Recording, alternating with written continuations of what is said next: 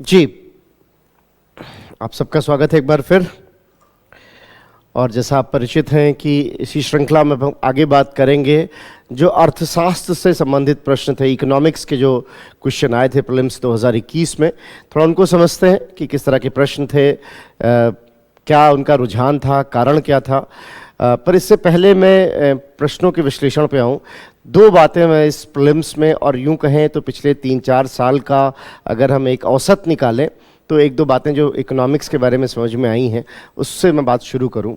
एक तो ये कि जैसा कि स्वभावतः यूपीएससी में होता है कि इकोनॉमिक्स के जो क्वेश्चन होते हैं, आप देखेंगे उसमें अधिकांश क्वेश्चन थोड़ा सरल से मध्यम के वर्ग के ही होते हैं। बहुत मुश्किल प्रश्न नहीं पूछे जाते। अगर आपको कंसेप्ट्स क्लियर हैं, अगर आपको तथ्य पता है, तो आप सीधे सीधे उन प्रश्नों को कर पाते हैं। ऐसा नहीं कि बहुत ज़्यादा उसको ट्विस्ट किया जाता है, बहुत ज़्यादा घुमाया जाता हो। तो चूंकि क्वेश्चन सरल से मध्य कैटेगरी के होते हैं, तो यहाँ पर आपकी अपने सही क्वेश्चन करने की संभावना बढ़ जाती है। और किसी भी एग्ज़ाम में आप जानते हैं एक रणनीति होती है। तो अब आपकी रणनीति में आप कह सकते हो कि इकोनॉमिक्स एक ऐसा विषय है जिसको हम रिलायबल की तरह देख सकते हैं कि हाँ भाई चलो, अगर इसमें से 15-20 क्वेश्चन आते हैं तो उन 15-20 क्वेश्चन में से जो भी 14-15-20 क्वेश्चन जो भी क्वेश्चन आता है उसमें से हम कम से कम 60-70% क्वेश्चन कर सकते हैं। इस बार भी रुझान वही देखने को मिला कि लगभग जो प्रश्न आए थे, ज़्यादातर प्रश्नों में हमने किया क्या है कि कुछ ना कुछ हुआ है इस वर्ष, कोई ना कोई घटना हुई है, उससे जुड़े हुए जो संबंधित चीज़ें हैं उनको पूछा गया है। तो या फिर सीधे सीधे कोई बात हुई है तो उस पर उन्होंने प्रश्न पूछ लिया है। तो आप देखेंगे इकोनॉमिक्स में एक अच्छी बात यह है कि दो तरीके से, एक तो आपको कंसेप्ट्स ठीक आते हैं कि नहीं, अगर आपको कंसेप्ट्स क्लियर है तो आप जवाब दे पाएंगे। और अगर आपने उससे संबंधित करंट अफेयर्स को भी पढ़ा है और थोड़ा ठीक से उसको समझा है, तथ्य को जो है समझ से जोड़ते हुए, तो भी आप सवालों के जवाब और अच्छे तरीके से दे सकते थे। तो दोनों ही बातें यहाँ पर दिखी कि अगर किसी ने सिर्फ तथ्य पढ़ा हो और उसको तथ्य की अच्छी समझ हो, भले उसका थोड़ा करंट अफेयर्स मिस भी हो गया हो, तो भी वो जो है उस सवाल का जवाब दे पाता। और दूसरी तरफ अगर किसी ने सिर्फ करंट अफेयर्स ठीक से पढ़ा था तो भी कई सवाल ऐसे थे जिनका आप जवाब दे पाते, अगर आपको बाकी तथ्य या विषय की थोड़ी समझ है। और जाहिर सी बात है, विषय की समझ बनाने के लिए आप जो क्रमबद्ध तरीके से पढ़ते हो अपनी तैयारी के समय, वो महत्वपूर्ण हो जाता है। तो इकोनॉमिक्स एक बार फिर पिछले 4-5 सालों की औसत को देखते हुए एक बार फिर रिलायबल साबित हुआ है कि हाँ, चाहे जैसा ही पेपर क्यों ना हो, चाहे जैसा ही उसमें उतार चढ़ाव का पैटर्न दिखाई पड़ा हो, इकोनॉमिक्स आपके लिए एक कह सकते हैं कि सपोर्ट सिस्टम, एक सहारे की भांति दिखाई पड़ा कि हाँ चलिए ये इनके प्रश्न हो सकते हैं आसानी से अगर हम कुछ एक चीज़ों को ध्यान रखें। तो कैसे, मैं क्या कहना चाह रहा था, उसका क्या मर्म है, इसको क्वेश्चन के माध्यम से देखेंगे तो ज़्यादा बेहतर रहेगा। बिना देरी किए हुए चलते हैं पहले प्रश्न पर। जो पहला प्रश्न था, अगर आप देखें, यहाँ पर क्वेश्चन आया था आरबीआई को लेकर कि आरबीआई के जो गवर्नर हैं उनकी नियुक्ति कैसे होती है। अगर आप देखें 3 स्टेटमेंट दिए गए थे जो मुख्य रूप से आरबीआई के गवर्नर के बारे में बात करता था। देखिए, जब भी आप बैंकिंग व्यवस्था की बात करते हो अपनी सामान्य अध्ययन में, जब आप पढ़ाई करते हो इकोनॉमिक्स की, तो आप पढ़ते हो बैंकिंग व्यवस्था के बारे में। इनफैक्ट मैं यहाँ पे थोड़ा आपको अतिरिक्त जानकारी के रूप में बता दूं कि बैंकिंग वो एक ऐसा चैप्टर है, चाहे तो आप इसका एक कहीं ध्यान भी रख सकते हैं कि बैंकिंग वो एक ऐसा चैप्टर जिससे हर साल प्रीलिम्स में आप देखोगे 6-7 क्वेश्चन आते हैं।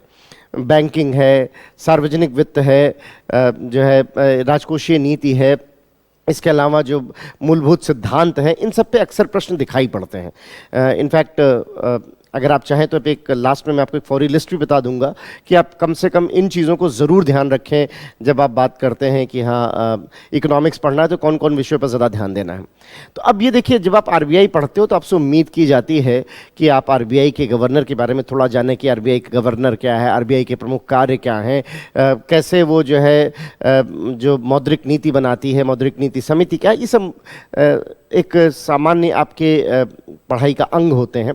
तो अगर किसी ने वहाँ पढ़ा है तो भी सवाल का जवाब दे पाता, उसको मालूम होता है कि हाँ क्या है। क्योंकि इस सवाल में एक स्टेटमेंट है ऐसा, अगर आप दूसरे स्टेटमेंट को देखें कि भारतीय संविधान के कतिपय प्रावधान केंद्र सरकार को जनहित में आरबीआई को निर्देश देने का अधिकार देते हैं। ये अगर आप देखें तो ये जब आप रूटीन पढ़ते हो तो आप जानते हो कि संविधान आरबीआई की बात नहीं करता है। अगर हम संविधान की बात करें तो संविधान आरबीआई की कहीं बात नहीं कर रहा, ये तो आपकी रूटीन बात थी।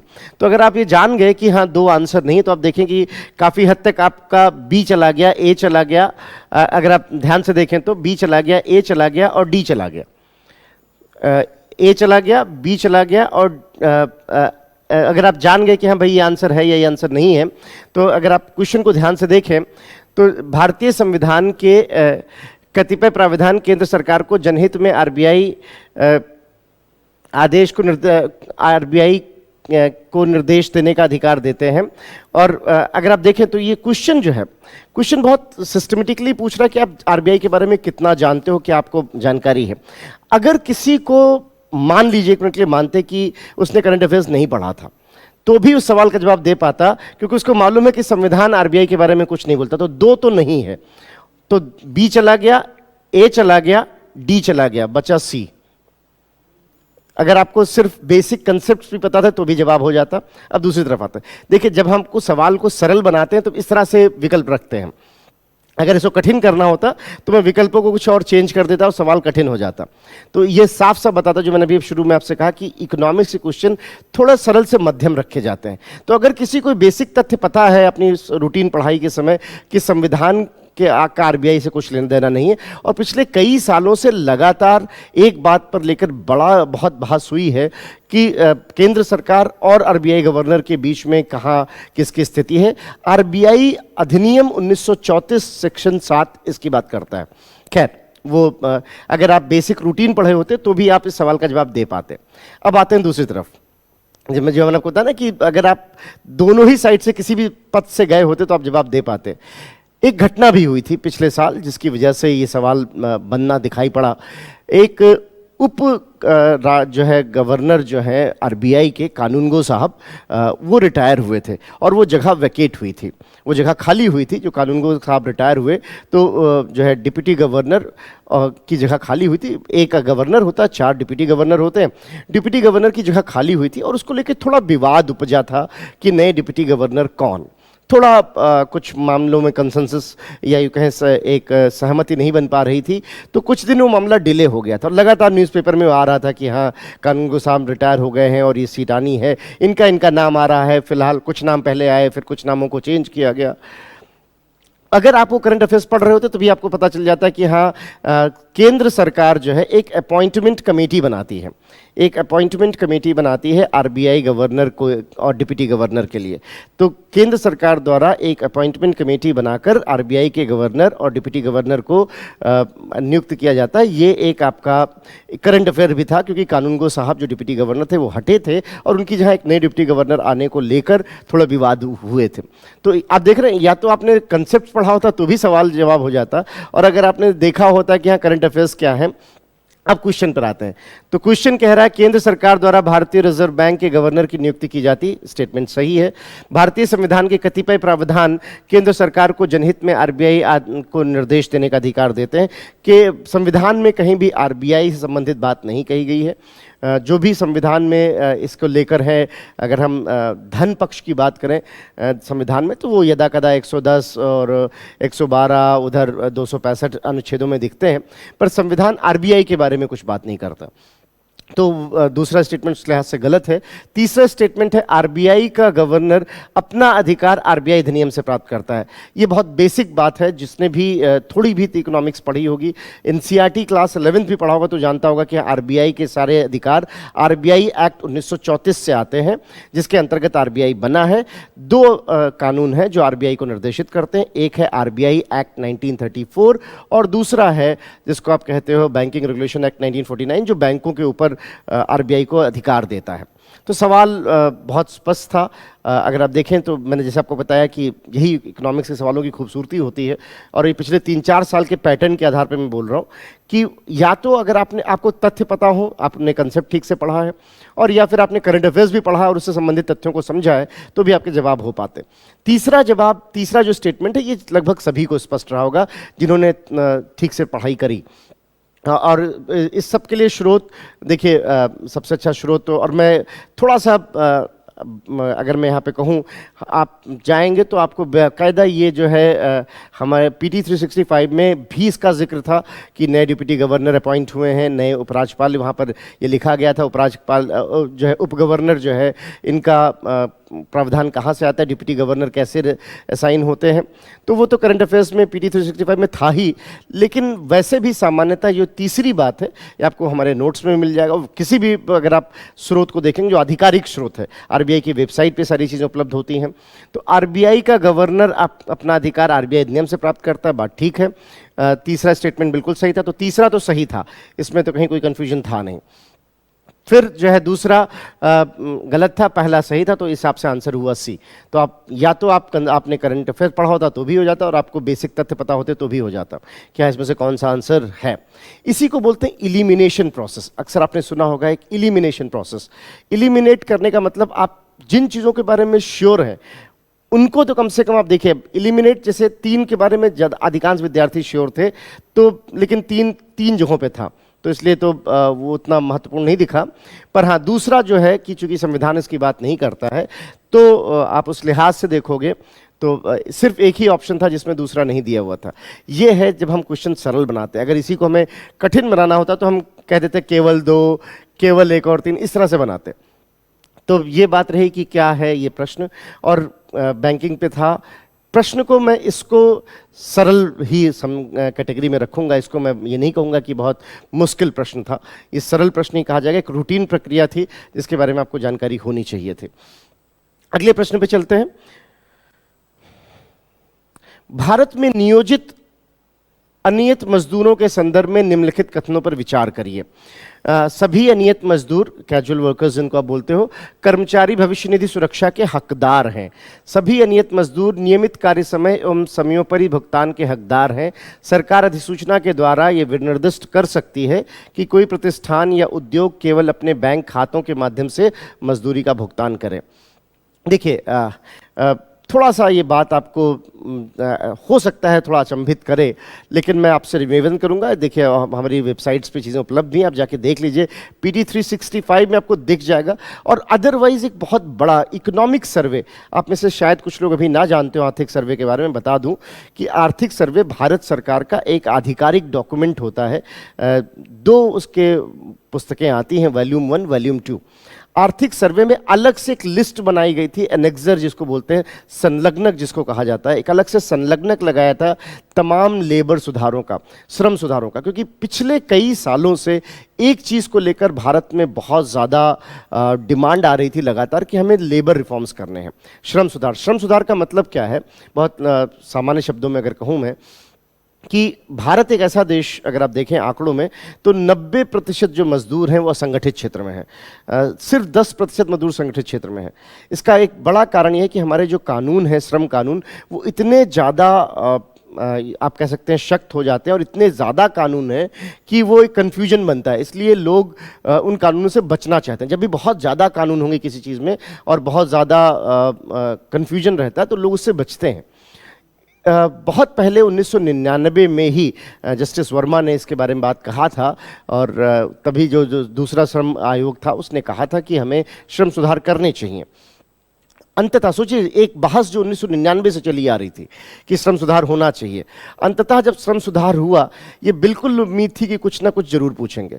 मैं तो यहाँ तक भी कह रहा हूँ, आप में से जो लोग, ईश्वर करे कि आप मेंस लिख रहे हो, जो लोग मेंस लिखेंगे वो श्रम सुधारों को लेकर फिर से तैयार हैं, उनको एक क्वेश्चन मेंस में भी मिल सकता है श्रम सुधार को लेकर। तो बहुत कुछ किया गया था श्रम सुधार में। उसमें एक बड़ा डेवलपमेंट ये था, अभी तक कैजुअल वर्कर्स को लेकर बहुत पिक्चर स्पष्ट नहीं थी, तो बड़ा स्पष्ट रूप से कहा गया है कि वो भी भविष्य निधि के हकदार हैं, उनको भी मिलना चाहिए, उनको भी मिलना चाहिए। अब देखिए, ये सवाल भी कंसेप्ट बेस्ड भी था, ये तो करंट अफेयर की बात हो गई। अगर इसे कंसेप्ट पे जाएं तो जिस भी देश में समता सभी संदर्भों में सुनिश्चित करने की बात कही जाए, वहां पर यह सोचना अविवेकी हो जाएगा कि कुछ लोगों को भविष्य निधि दी जाएगी और कुछ को नहीं दी जाएगी। तो अब देखिए, यहां पर आपकी समझ काम आती है। अगर आपने ये बात ठीक से पढ़ी है कि भारत जो है समता को प्रोत्साहित करता है हर संदर्भ में, विशेषकर आर्थिक समता को भी, ऐसे में ये सोचना कि कोई ऐसा देश ऐसा कुछ कानून बनाएगा कि कुछ लोगों को मिले कुछ लोगों को ना मिले, ये थोड़ा विवेकी हो जाएगा। तो सभी अनियत मजदूर कर्मचारी भविष्य निधि सुरक्षा के हकदार हैं, ये बात सही थी। सभी अनियत मजदूर नियमित कार्य समय एवं सर्वोपरि भुगतान के हकदार हैं, ये भी स्पष्ट किया गया था कि अगर एक्स्ट्रा कोई काम करता है तो उसको जो है एक एक्स्ट्रा पे करनी चाहिए, एक बात। दूसरी बात ये कही गई कि अगर वो देखिए जो असंगठित मजदूर हैं उनकी चुनौतियां क्या क्या हैं। असंगठित मजदूर, उनके वर्किंग आवर क्लियर नहीं है, छुट्टी क्लियर नहीं है, कितने घंटे काम करेंगे, अगर एक्स्ट्रा काम करेंगे तो एक्स्ट्रा मिलेगा पेमेंट की नहीं, जिसको ओवर टाइम बोलते हैं आप, ओवर टाइम मिलेगा कि नहीं। प्लस जो है आप जानते हैं कि आजकल नए तरह के वर्कर्स आ रहे हैं, जिसे एक शब्द आप है गिग वर्कर, अपनी कक्षाओं में पढ़ोगे या पढ़ा होगा आपने गिग वर्कर। गिग वर्कर का मतलब क्या होता है? गिग वर्कर उनको कहा जाता है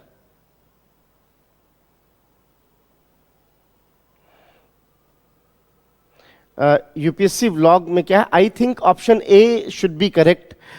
किस क्वेश्चन के बारे में बात कर रहे हैं यहाँ पे थोड़ा सा मुझे ये क्लियर करें। Option A should be correct because sir statement 3 में जो एक्सट्रीम वर्ड ओनली यूज किया गया है, देखिए ये सोचना कि एक्सट्रीम वर्ड हमेशा गलत होगा। आई नो कि कई बार ब्लॉगर्स इस तरह की बातें करते हैं, प्लीज़ इससे थोड़ा बचिए। ये अच्छा आपने प्रश्न पूछ लिया जिसने भी पूछा है कि ये मैंने भी इस तरह की चीज़ें सुनी हैं कि यूट्यूब पे ब्लॉग्स में कहा जाता है कि एक्सट्रीम वर्ड्स गलत होते हैं। ये ऐसा कुछ नहीं है। अगर आप सुन रहे हैं और मान लीजिए मैं पेपर सेटर हूँ तो मैं भी सुन रहा हूँ, सिर्फ आप ही नहीं सुन रहे उसको, मैं भी जानता हूँ कि आप कौन कौन से चीज़ों से इंस्पायर। और आप मुझे बताओ, अगर मुझे भारत सरकार ये कहे कि भाई कुछ ऐसे अच्छे माइंड्स को ला के दो, मुझे कुछ ऐसे अच्छे माइंड्स को लाके दो जो शार्प हों, चीज़ों को समझते हों, तो मैं ऐसे लोगों को आने दूंगा जो किसी एक ब्लॉगर की बात से और उस ब्लॉगर की ऑथेंटिसिटी क्या है कि उसने क्या कहा है, क्या समझ के कहा है, उसकी अपनी ओपिनियन हो सकती है, उसका अपना सोच हो सकता है। कई लोग ऐसे कहे जाते हैं। इनफैक्ट इस बार तो मुझे हंसी बहुत हास्यास्पद ही लगा था कि मैं नाम नहीं लूँगा, बस कुछ एक ब्लॉगर्स ने यहाँ तक बोला है कि यूपीएससी ने अपना स्टैंडर्ड गिरा दिया। अरे आपको पता ही नहीं चल रहा है कि सवाल कहाँ से आया, इसलिए आप ऐसा कह रहे हो। मैं देखिए वो सभी को अनुच्छेद 19 है, सभी को पूरा अधिकार है कि वो अपनी बात कह सकें, और सोशल मीडिया डेफिनेटली उन सबको ये अधिकार देता है। लेकिन मैं सभी संवेदनशील विद्यार्थी से निवेदन करूंगा कि अच्छी बात है, वहाँ से इन्फॉर्मेशन मिल जाती है, कभी कभी अच्छी इन्फॉर्मेशन मिल जाती है, उसको सुने। लेकिन इन्फॉर्मेशन देने वाले की क्रेडिबिलिटी भी बहुत महत्वपूर्ण होती है कि वो इन्फॉर्मेशन या तो वो आदमी खुद कोई बहुत बड़ा आदमी हो या कम से कम ऐसे कुछ स्रोत दिखा रहा हो जो प्रारंभिक स्रोत हो। प्रारंभिक स्रोत का मतलब जैसे कोई आधिकारिक वेबसाइट है या कुछ और है। तमाम ब्लॉगर्स ऐसे हैं, वो करते क्या हैं, आधिकारिक वेबसाइट आपको दिखाते हैं। वहाँ पे मैं बिल्कुल उनका सम्मान करूँगा कि वो बहुत अच्छा काम कर रहे हैं, उन लोगों तक भी पहुँच पा रहे हैं जहाँ तक रीच नहीं हो पा रही। लेकिन फिर भी एक ये कहना कि एक्सट्रीम स्टेटमेंट्स नहीं, वो जनरल स्टेटमेंट, पूरा आरबीआई का ताना बाना, पूरा फाउंडेशन आरबीआई एक्ट पर ही बना हुआ है, पूरा ताना बाना आरबीआई एक्ट पर ही बना हुआ। और जहां तक मैं क्वेश्चन को देख पाया, आरबीआई गवर्नर अपना अधिकार आरबीआई नियम से प्राप्त करता है। इसमें ओनली जैसा शब्द तो कुछ है नहीं। मैं एक बार चाहूंगा कि आपने किस संदर्भ में कहा है, तो ये इस केस में 1 और 3 सही है, सी इसका आंसर होगा। तो जो है इस बात को थोड़ा आपको समझना होगा कि ये कहना कि कहीं अगर सिर्फ ओनली लिख दिया जाए तो गलत ही होगा, एक्सट्रीम स्टेटमेंट हो गया। ये एक्सट्रीम स्टेटमेंट की परिभाषा अन्यथा मत लीजिएगा, पर यूट्यूब जनित है, ऐसा कुछ है नहीं कि एक्सट्रीम स्टेटमेंट्स, यहाँ पे कहीं एक्सट्रीम नहीं है। पूरा आरबीआई का जो ताना बाना, मैं थोड़ा सा बता दूं आपको, शायद उसमें अच्छा लगेगा सुन के, कि आरबीआई एक्ट बनाने का काम ही दिया गया था एक बहुत ही उस जमाने के बहुत समझदार व्यक्ति को जो ऑस्ट्रेलिया में थे। जो है उनको बुलाया गया था, ऑसबर्न स्मिथ नाम था, जो पहले गवर्नर भी बने आरबीआई के, और वो ड्राफ्टिंग की गई थी कि आरबीआई, क्योंकि जब शुरू में आरबीआई बना था वो दौर था, अभी अभी आर्थिक मंदी खत्म हुई थी और पूरी दुनिया में ये समझ में आने लगा था कि एक मजबूत सेंट्रल बैंक होना चाहिए जो बाकी बैंकों की देखरेख करे। और वहाँ से फिर ऑसबर्न स्मिथ को बुलाया गया, कहा गया कि आप जो है इसको ड्राफ्ट करें। आरबीआई एक्ट 1934 बना जिसने आरबीआई के सारे अधिकारों को सन्निहित किया था कि आरबीआई ऐसे ऐसे काम करेगा। तो वो जब आप एनसीईआरटी भी पढ़ोगे, आप हमारे नोट्स पढ़ोगे, या आप कहीं भी अच्छे स्रोत को पढ़ोगे, आरबीआई की वेबसाइट पे भी जाओगे तो आपको पूरा डिटेल मिल जाएगी। अगर आप क्रॉस चेक करना चाहेंगे तो उसको आप क्लास के बाद देख लीजिएगा। आरबीआई की वेबसाइट पे आप जाइएगा, वहाँ पे डालिएगा क्रोनोलॉजी ऑफ इवेंट्स, तो उसमें आपको 1925 से लेकर 1934 इस तरह से क्रोनोलॉजीज दिखेंगी आरबीआई की आधिकारिक वेबसाइट पे, और वहाँ आपको मिल जाएगा कि कैसे आरबीआई 1934 फाउंडेशन बना आरबीआई के सारी बातों का, और आरबीआई गवर्नर भी अधिकार वहीं से प्राप्त करता है। तो मैं एक बार फिर कहूँगा, इस तरह के ये जो सजेशंस हैं कि ये एक्सट्रीम स्टेटमेंट गलत होता है या सही होता है, ये कुछ कुछ जगहों पे काम कर सकते हैं, हमेशा नहीं। और मैं ये कहूँगा कि इस तरह के इम्तिहान में सिर्फ आप ही नहीं सुन रहे हो, पेपर सेटर भी जानता है, और हम भी उन लोगों को नहीं लेना चाहेंगे जो लोग जो है इस तरह की चीज़ों से कैरीड अवे हो जाते हों। सिंपल सी बात है। तो इसलिए थोड़ा सा, मतलब मैं नहीं कह रहा कि वो बिल्कुल गलत हैं, कभी कभी उनकी बात सही भी हो जाती है कि एक्सट्रीम स्टेटमेंट्स गलत रहते हैं, पर यहाँ पे एक्सट्रीम स्टेटमेंट नहीं है, ये बिल्कुल जेन्युइन स्टेटमेंट है। क्योंकि जहाँ भी आप देखोगे यहाँ आपको लिखा मिलेगा क्योंकि क्वेश्चन आपने तीसरे स्टेटमेंट में कहा है कि तीसरा स्टेटमेंट हमेशा आप देखोगे कि third statement is always, RBI governor का जितनी भी बातें हैं, जितनी भी बातें आरबीआई से संबंधित हैं, वो उसका स्रोत जो है, वो उसकी गंगोत्री जो है, वो आरबीआई एक्ट 1934 ही है, वहीं से वो गंगा निकलती है। तो इसलिए अगर आप देखें तो जो आरबीआई गवर्नर की बात है वो बिल्कुल थर्ड स्टेटमेंट राइट है। तो 1 और 3 आप चाहें तो उसको क्रोनोलॉजी पे जाके आरबीआई की वेबसाइट पे भी देख सकते हैं। तो 1 और 3 इसमें सही, बात सेकंड गलत। आई होप आपको स्पष्ट हो गया बात। आप मेरे ख्याल से इसी क्वेश्चन के बारे में बात कर रहे थे। चलिए बात करते हैं भारत में नियोजित अनियमित मजदूर।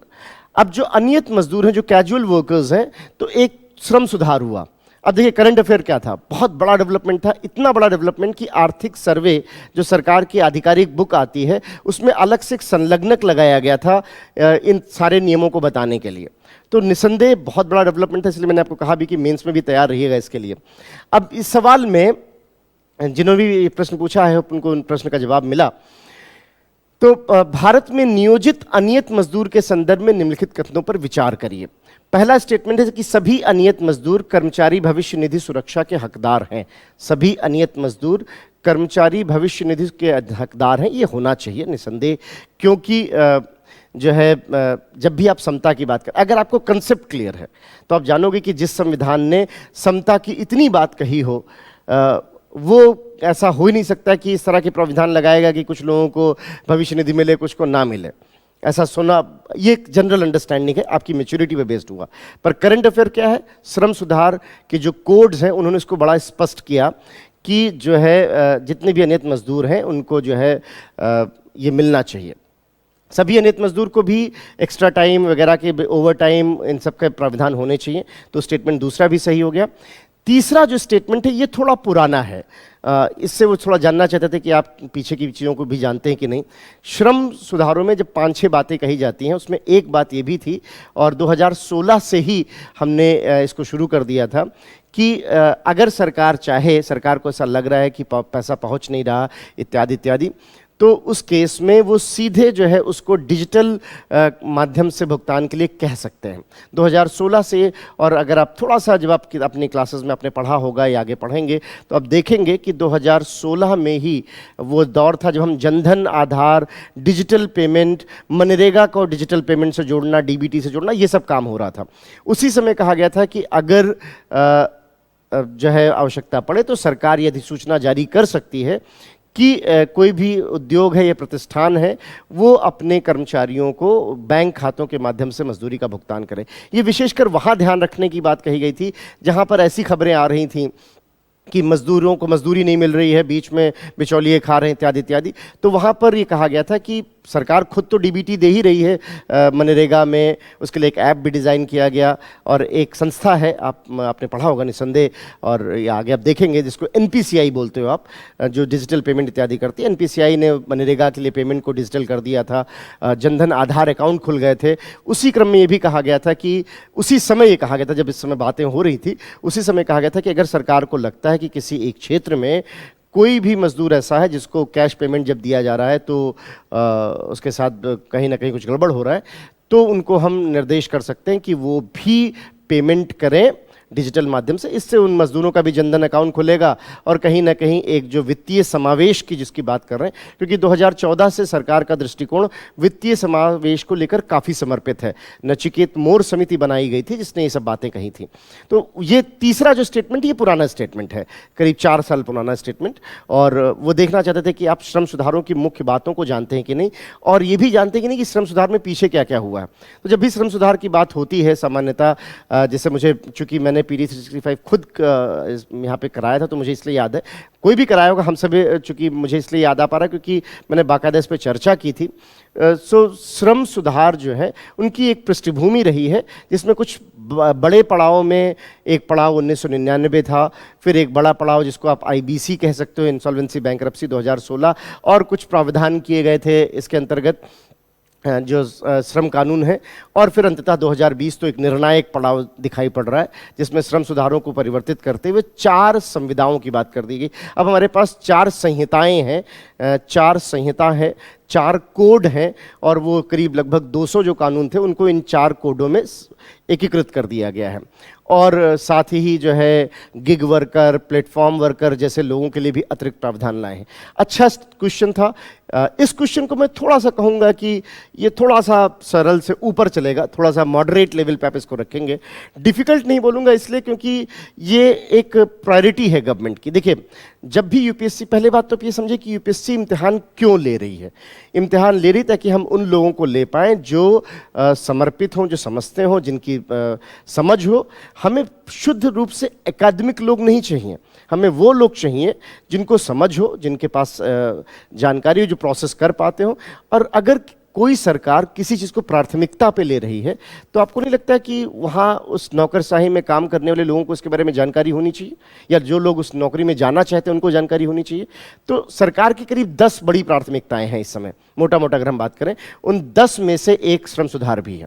अब वो 10 प्राथमिकताएं हम यहाँ नहीं बात करेंगे उसकी, क्योंकि वो गिनाने चलेंगे तो समय उसी में चला जाएगा। लेकिन हाँ, 10 प्राथमिकताओं में से एक प्राथमिकता श्रम सुधार भी है। तो श्रम सुधार एक तरफ प्राथमिकता है, प्लस आप देख रहे हो कि जितने भी अनावश्यक जो कानून है उनको सरलीकृत करने की बात कही जा रही है। ईज ऑफ डूइंग बिजनेस पे बहुत फोकस है सरकार का इस समय। निर्यात को कैसे प्रोत्साहित किया जाए उस पर बहुत ध्यान दिया जा रहा है। बैंकिंग व्यवस्था में सुधार, अवसंरचना विकास। तो इस तरह से 10 मोटा मोटा अगर हम बात करें तो ऑब्जेक्टिव्स हैं, उद्देश्य हैं, प्राथमिकताएं हैं सरकार की। हर सरकार की एक प्राथमिकता होती है। अब जब मैं सरकार बोल रहा हूं तो इसको राजनीतिक दल से मत जोड़िएगा। हर एक सरकार, मतलब ये 2019 वाली जो सरकार है इसका जो है, 2014 वाली सरकार की प्राथमिकताएं अलग थी, 19 वाली सरकार की प्राथमिकताएं अलग हैं, 2024 कोई भी राजनीतिक दल आएगा उस सरकार की प्राथमिकताएं अलग होंगी। तो अभी जो प्राथमिकता है उसमें एक बड़ी प्राथमिकता है एक्सपोर्ट, और अभी आप देखेंगे कि क्वेश्चन उससे जुड़ा हुआ था। एक्सपोर्ट हमारी जो है निर्यात को प्रोत्साहित करना हमारी प्राथमिकता है। हमारी प्राथमिकता इस समय जो है कैसे हम श्रम सुधार करें, व्यवसाय को बढ़ाएं, स्टार्टअप को बढ़ाएं, क्योंकि स्टार्टअप बढ़ेगा तो रोजगार मिलेगा। उस तरह से प्राथमिकताएं निर्धारित की गई हैं। तो ऐसे में श्रम सुधार पे कुछ ना कुछ जरूर होता, ये अपेक्षित था। और जो हम लोगों ने एक लिस्ट बनाई थी, मैंने जो है वहाँ पे PD 365 में, और उन लिस्ट में अगर आप में से कोई वहाँ रहे होंगे तो आपने ध्यान दिया होगा कि मैंने बहुत बल दिया था कि श्रम सुधार बहुत महत्वपूर्ण है, इस पर ध्यान देने की ज़रूरत है, कुछ ना कुछ जरूर रहेगा। तो ये जो तीसरा पॉइंट है ये एक पुरानी चीज़ थी जो आपसे उन्होंने जानना चाहा। बाकी 2 स्पष्ट रूप से लिखे गए हैं संहिताओं में, तो आपसे उम्मीद थी कि हाँ आप इनके बारे में जानें। तो इस तरह से अगर आप देखें तो तीनों ही स्टेटमेंट सही हैं, 1 2 3। अब यहाँ पर देखिए फिर वही बात है, कोई अगर बहुत ज़्यादा उसे क्रिटिकल होके देखे, बहुत ज़्यादा विश्लेषणात्मक नज़र से देखे, तो उसको पहला स्टेटमेंट भी एक्सट्रीम दिखेगा कि सभी अनियत मजदूर, कर्मचारी भविष्य, सभी का मतलब ये एक्सट्रीम स्टेटमेंट हो गया। ऐसा कुछ नहीं है, वो सब बातें ठीक हैं, कुछ हद तक सही होती हैं। बिल्कुल उसको हार्ड एंड फास्ट रूल मान लेना कि ऐसा ही होगा, वो गलत हो जाता है। इसलिए मैं हमेशा कहता हूँ कि ये ध्यान दीजिए कि क्वेश्चन में आप अगर जरा ध्यान दीजिएगा, मैं हमेशा अपने विद्यार्थियों से कहता हूं कि एक आदत आप डालिए, सुडोकू सॉल्व करना शुरू करिए। अगर आपको 2-3 चीज़ें पता हैं, 1-2 चीज़ें पता हैं, 1-2 नहीं भी पता हैं, और अगर आपके पास तर्क है और तर्क कह रहा है कि ये बात सही लगती है, इसलिए नहीं, ये कोई तर्क नहीं हुआ कि जो ओनली स्टेटमेंट लिखा होगा वो गलत होगा, ये तो गलत तर्क हो गया। तर्क क्या है कि भाई जो है अगर कोई ऐसी चीज़ है जो सभी के विरोध में चली जाती हो तो वो नहीं होना चाहिए। जैसे मैंने भी आपको एक तर्क दिया कि जिस सरकार में, जिस देश के संविधान ने 8 कानून मोटे मोटे बात करें मूल अधिकारों में वो रखे हैं ताकि सभी को हर संदर्भ में समानता का अधिकार दिलाया जा सके, मोटे मोटे अगर हम उन अनुच्छेदों की बात करें जो आपके 5 बड़े अनुच्छेद हैं उनकी, तो ऐसे देश में ऐसा कैसे हो सकता है कि कुछ लोगों को भविष्य निधि दी जाएगी, और क्योंकि भविष्य निधि तो लोक कल्याण की बात है। अब यहाँ पर ये तर्क तो समझ में आता है मुझे कि हाँ चलिए ये तर्क आपने लगाया होगा, और कई विद्यार्थियों ने तर्क लगाया था, उन्होंने एग्जाम के बाद बताया कि सर मैंने ये सोचा था, और बिल्कुल सही सोचा कि हाँ भाई ऐसे हो सकता है कि स्टेटमेंट इसलिए सही हो, भले उनको 2020 के कोड के बारे में जानकारी नहीं थी उतनी तो भी, लेकिन ये तर्क कि ये स्टेटमेंट गलत होता है, ये सही होता है, ये कोई मेरे ख्याल से, आप बाकी आप का अपना विवेक है ही है, पर मैं सहमत नहीं हूँ इस बात से, और मैं चाहूँगा कि आप इससे बचें कि इस तरह के स्टेटमेंट्स हमेशा गलत होंगे, सही होंगे, ऐसा कुछ नहीं। ये निर्णायक भूमिका नहीं हो सकती। निर्णायक हमेशा कुछ भी तर्क पे बेसिस होगा, कुछ ना कुछ तर्क होना चाहिए, तब वो बात समझ में आती है। ये बात रही जब हम बात करते हैं कि अनियत मजदूर क्या। आई होप ये क्वेश्चन समझ में आया, लॉजिक समझ में आया। तो अब देख रहे हैं कि सरकार की प्राथमिकताओं के आधार पर चीज़ों को निर्धारित किया जा रहा है। तो प्राथमिकता क्या थी, और उस पर प्रश्न भी दिखा है, और ये प्रश्न जो है इसका आंसर हुआ डी। और ये सवाल जो है अगर आप देखें तो स्रोतों में आप चाहें तो हमारे 365 को भी पढ़ सकते हैं, वहाँ पर स्पष्ट लिखा हुआ था इसके बारे में। PT 365 जो आया था उसकी पहली खेप, इस बार PT 365 की 3 खेप लानी पड़ी क्योंकि एग्ज़ाम डिले हो गया था, लेकिन जो पहली खेप थी उसमें बाकायदा एक पूरा टॉपिक था श्रम सुधार का, जिसमें चारों कोड और उन सब के बारे में बात हम लोगों ने की थी। और उसके अलावा और बढ़िया स्रोत अगर हम बात करें तो इकोनॉमिक सर्वे जो प्राथमिक स्रोत है जिसको हम लोगों ने भी इस्तेमाल किया था उसको लिखते समय, वो है इकोनॉमिक सर्वे, आर्थिक सर्वे। पर चूंकि वहाँ ज़्यादा बड़ा है डॉक्यूमेंट तो शायद आपको पढ़ने में सुविधा हो सकती है। तो ये बात रही कि क्या हुआ जो है भारत में नियोजित अनियत मजदूर के संदर्भ में। आई होप स्पष्ट रहा। आगे बढ़ते हैं। आर्थिक मंदी, देखिए अब ये भी सवाल करंट अफेयर्स से जुड़ा हुआ था कि आर्थिक मंदी के समय निम्नलिखित से कौन सा कदम उठाए जाने की सर्वाधिक संभावना होती है। हम सब जानते हैं, देखिए ये तो बिल्कुल ही करंट अफेयर बेस्ड क्वेश्चन कहा जाएगा। ऑफिशियली अगर आप जानते हैं कोविड लॉकडाउन मार्च 2020, और जब भी आप मंदी बोलते हो आधिकारिक रूप से जैसा कि IMF ने भी कहा है, IMF की परिभाषा मुख्य रूप से कहा जाता है। देखिए ये सारी जो परिभाषाएं आती हैं इसके लिए एक मानक है संयुक्त राष्ट्र का राष्ट्रीय आय गणना प्रणाली, United nation system of national accounting UNSNA 1953 और IMF का दिशा निर्देश। तो वहाँ पर कहा जाता है कि 2 क्वार्टर्स, कोई भी आंकड़ा आजकल हम जब देखते हैं तो वो तिमाही बेसिस पे देखते हैं। आंकड़ा आजकल तिमाही, इसको बोलते हैं क्वार्टर ऑन क्वार्टर अप्रोच, तिमाही बेसिस पे। तो पहली तिमाही हो जाती है आपकी अप्रैल मई जून, दूसरी तिमाही हो गई आपकी जुलाई अगस्त सितंबर, तीसरी तिमाही हो गई अक्टूबर नवंबर दिसंबर, चौथी तिमाही हो गई जनवरी फरवरी मार्च। तो 4 तिमाही होते हैं। अगर कहीं भी 2 तिमाही तक लगातार आप नकारात्मक गए, आपकी वृद्धि दर नकारात्मक हुई है, तब आप कहोगे कि आर्थिक मंदी आई है, आर्थिक मंदी आई। ये सारी परिभाषाएं IMF की तरफ से आती हैं कि आर्थिक लगातार 2 क्वार्टर। तो अगर हम देखें तो अप्रैल में जून 2020 हमारा निगेटिव ग्रोथ विकास दर था, मतलब 1 क्वार्टर निगेटिव रहा। फिर अगला क्वार्टर आया जुलाई अगस्त सितंबर, हम फिर निगेटिव रहे। तो अक्टूबर में सरकार ने आधिकारिक रूप से कहा कि हाँ हम आर्थिक मंदी से गुजर रहे हैं।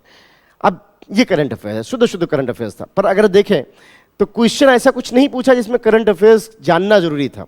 जब जिसने करंट अफेयर्स पढ़ा होगा उसको ये याद रहेगा कि हाँ सरकार ने कहा था 2 क्वार्टर लगातार हम निगेटिव हैं इसलिए आर्थिक मंदी है। और जिसने सिद्धांत ठीक से पढ़े हैं अपने किताबों में, नोट्स में, वहाँ पर भी लिखा हुआ था कि देखिए आर्थिक मंदी का मतलब जब लगातार 2 क्वार्टर निगेटिव रहे। अब जब भी आर्थिक मंदी होती तो सरकार कोशिश क्या करती है, बल्कि इस बार के इकोनॉमिक सर्वे में पूरा एक चैप्टर इस पे था जिसको बोलते हैं काउंटर साइक्लिक फिस्कल पॉलिसी। चक्र के विरुद्ध अगर आप अपनी राजकोषीय नीति बनाए हो, चक्र के विरुद्ध का मतलब होता है अर्थव्यवस्था का एक चक्र होता है। अर्थव्यवस्थाएं उछाल की तरफ जाती हैं, तेज होती हैं, फिर धीरे धीरे कमज़ोर पड़ती हैं और मंदी का दौर आ सकता है।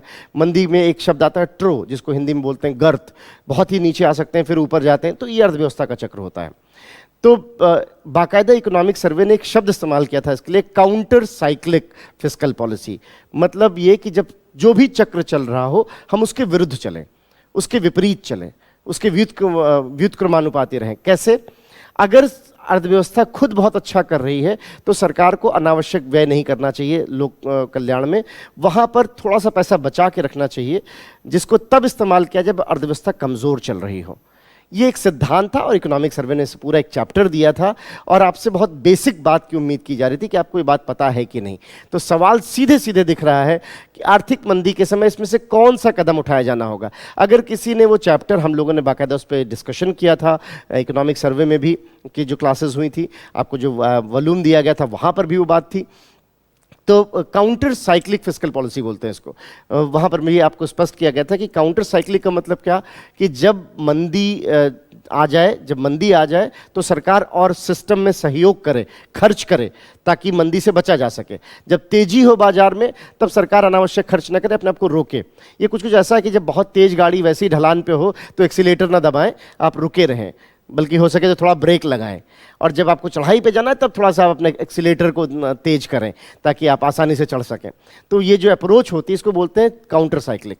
जब वैसे ही ढलान है, जब वैसे ही अर्थव्यवस्था तेज चल रही है, उसमें सरकार और खर्च करेगी तो क्या होगा? जाहिर सी बात है, बहुत तेजी से जो है मुद्रास्फीति बढ़ जाएगी। अगर जब अर्थव्यवस्था कमज़ोर पड़ रही तब सरकार को चाहिए यहाँ पे अतिरिक्त सहयोग करे, अतिरिक्त खर्च करे। तो कोई ताज्जुब की बात नहीं थी। इसीलिए आपने ऐसे एग्जाम्पल्स भी अपने क्लासेस में सुने थे कि पिछले सालों में आपने देखा होगा जब कोविड के दौरान में सरकार अपनी तरफ से बहुत सारा रोड्स बनाना, ये ताकि लगातार मार्केट में गतिविधि होती रहे, ये उद्देश्य था। तो अब देखिए सवाल पूछ रहा है कि किसकी ज़्यादा संभावना है। तो अब जिस तरीके से जब भी मंदी होगी तो सरकार, अब जिसने थ्योरी समझी है वो थ्योरी पे भी सवाल को कर सकता था, जिसने करंट अफेयर पढ़ा है उसको करंट अफेयर से मदद मिल जाती, क्योंकि आधिकारिक रूप से करीब 15 दिन लगातार, अगर आप ध्यान दे रहे हो, 15 दिन लगातार, अक्टूबर महीने 2020 का कोई भी न्यूज़पेपर उठा लीजिए, लगातार 15 दिन आर्थिक मंदी, क्या कैसे हम आर्थिक मंदी में है, ये सब बातें कही गई, क्या किया जा रहा है, इत्यादि इत्यादि। तो अगर आप देखें तो आर्थिक मंदी के समय क्या किया जाना चाहिए, जाहिर सी बात है हमको हर वो सिस्टम कोशिश करनी चाहिए जिस सिस्टम में, जिस व्यवस्था में पैसा बने, लोगों के पास पैसा पहुंचे, लोगों की जेब में पैसा पहुंचे। तो अगर हम कर में कटौती करेंगे, अब देखिए आप इसकी कंसेप्ट को समझने की कोशिश कर रहे हैं कि आपको बात पता है कि नहीं। अगर हम कर में कटौती करेंगे तो जाहिर सी बात है लोगों की जेब में पैसा पहुंचेगा। अब ये सिद्धांत है, चलिए सिद्धांत भूल जाइए। किसी ने करंट अफेयर पढ़ा होता तो जानता कि सरकार ने पिछले साल जो TDS 10% था उसको घटा दिया था ताकि लोगों के पास पैसा पहुंचे। साफ साफ एग्जाम्पल कर में कटौती की गई। मैंने आपको बताया ना कि इकोनॉमिक्स की खास बात यही है, आप सिद्धांत को भी ठीक से पढ़ ले गए तो भी सवालों के जवाब मिल जाते हैं आपको, और अगर आपने करंट अफेयर्स ठीक से पढ़ा है, भले आप सिद्धांत ना जानते तो भी सवाल के जवाब मिल जाएंगे। क्योंकि पिछले साल तमाम जितने भी कर थे, जहां वैकल्पिक कर जैसे जो चीज़ें होती, वहां पर बहुत सारी कटौती की गई थी।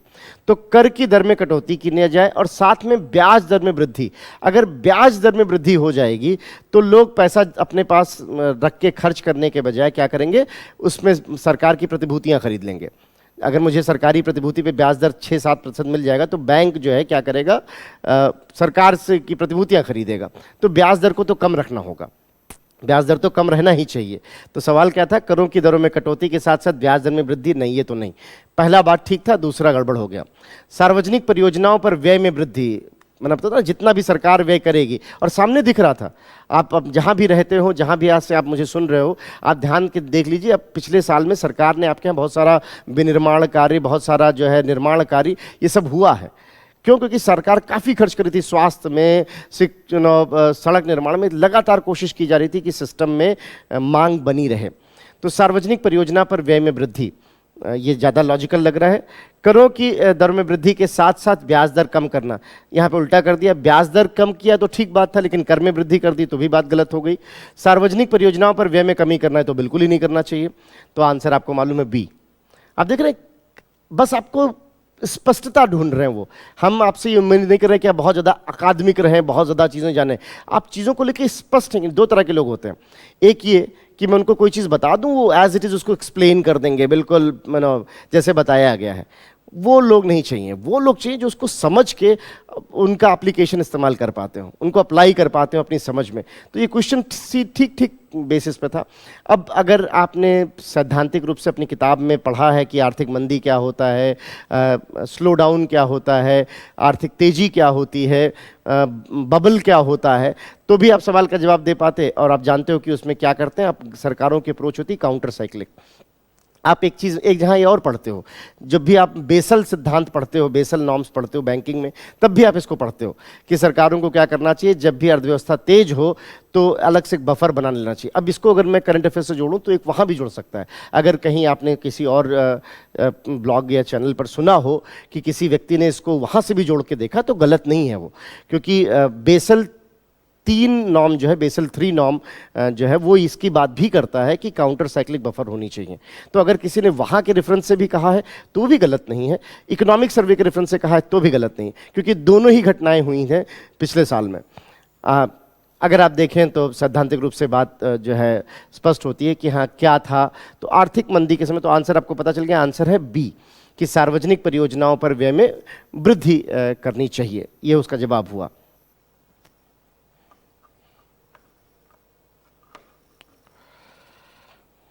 आगे बढ़ते हैं। निम्नलिखित कथनों पर विचार करिए। अन्य बातें अपरिवर्तित रहते हुए भी किसी व्यक्ति के लिए किसी वस्तु के लिए बाजार मांग बढ़ सकती है इस यदि।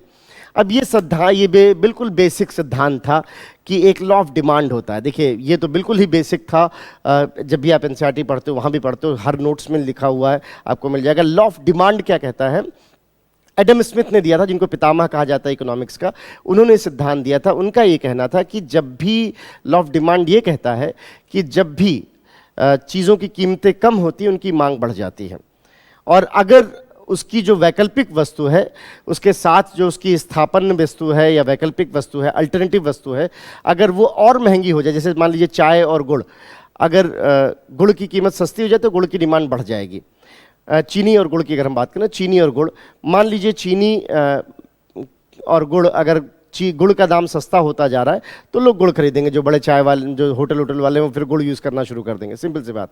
या एक उदाहरण लेते हैं, आज के समय ज़्यादा लॉजिकल लग रहा होगा, प्याज और मूली वैकल्पिक है सलाद में। अगर प्याज की कीमत बढ़ रही है और मूली की कीमत घट रही है तो लोग क्या करेंगे, मूली की कीमत घटती है तो मूली का डिमांड बढ़ जाता है, और अगर मान लीजिए प्याज की कीमत बढ़ रही हो तो मूली की डिमांड और ज़्यादा बढ़ जाती है, फिर सलाद में लोग प्याज की बजाय मूली इस्तेमाल करते हैं। बेसिक सिद्धांत है ये लॉ ऑफ डिमांड का, उसी पे बेस क्वेश्चन था। और क्यों पूछा गया था, क्योंकि लगातार अगर आप देखें तो लॉ ऑफ डिमांड को लेकर, क्योंकि हम हर वो संभव प्रयास कर रहे थे कि मार्केट में डिमांड कैसे बनाई जाए आवश्यक चीज़ों की, ताकि एक जो डर पैदा हुआ था कोविड के चलते कि कहीं मार्केट जो है कमज़ोर ना पड़ जाए, तो इसलिए ऐसा सिद्धांत उन्होंने पूछा। पर ये बिल्कुल प्योर थ्योरेटिकल क्वेश्चन है, बिल्कुल आपको एनसीईआरटी से सीधे मिल जाएगा वो लॉ ऑफ डिमांड और लॉ ऑफ सप्लाई। तो बेसिक, बल्कि मैं अगर अपनी कक्षाओं की बात करूं तो मैं तो शुरुआत ही इसी बात से करता हूं अपनी कक्षाओं में कि वस्तुएं कितने प्रकार की होती हैं और लॉ ऑफ डिमांड क्या कहता है।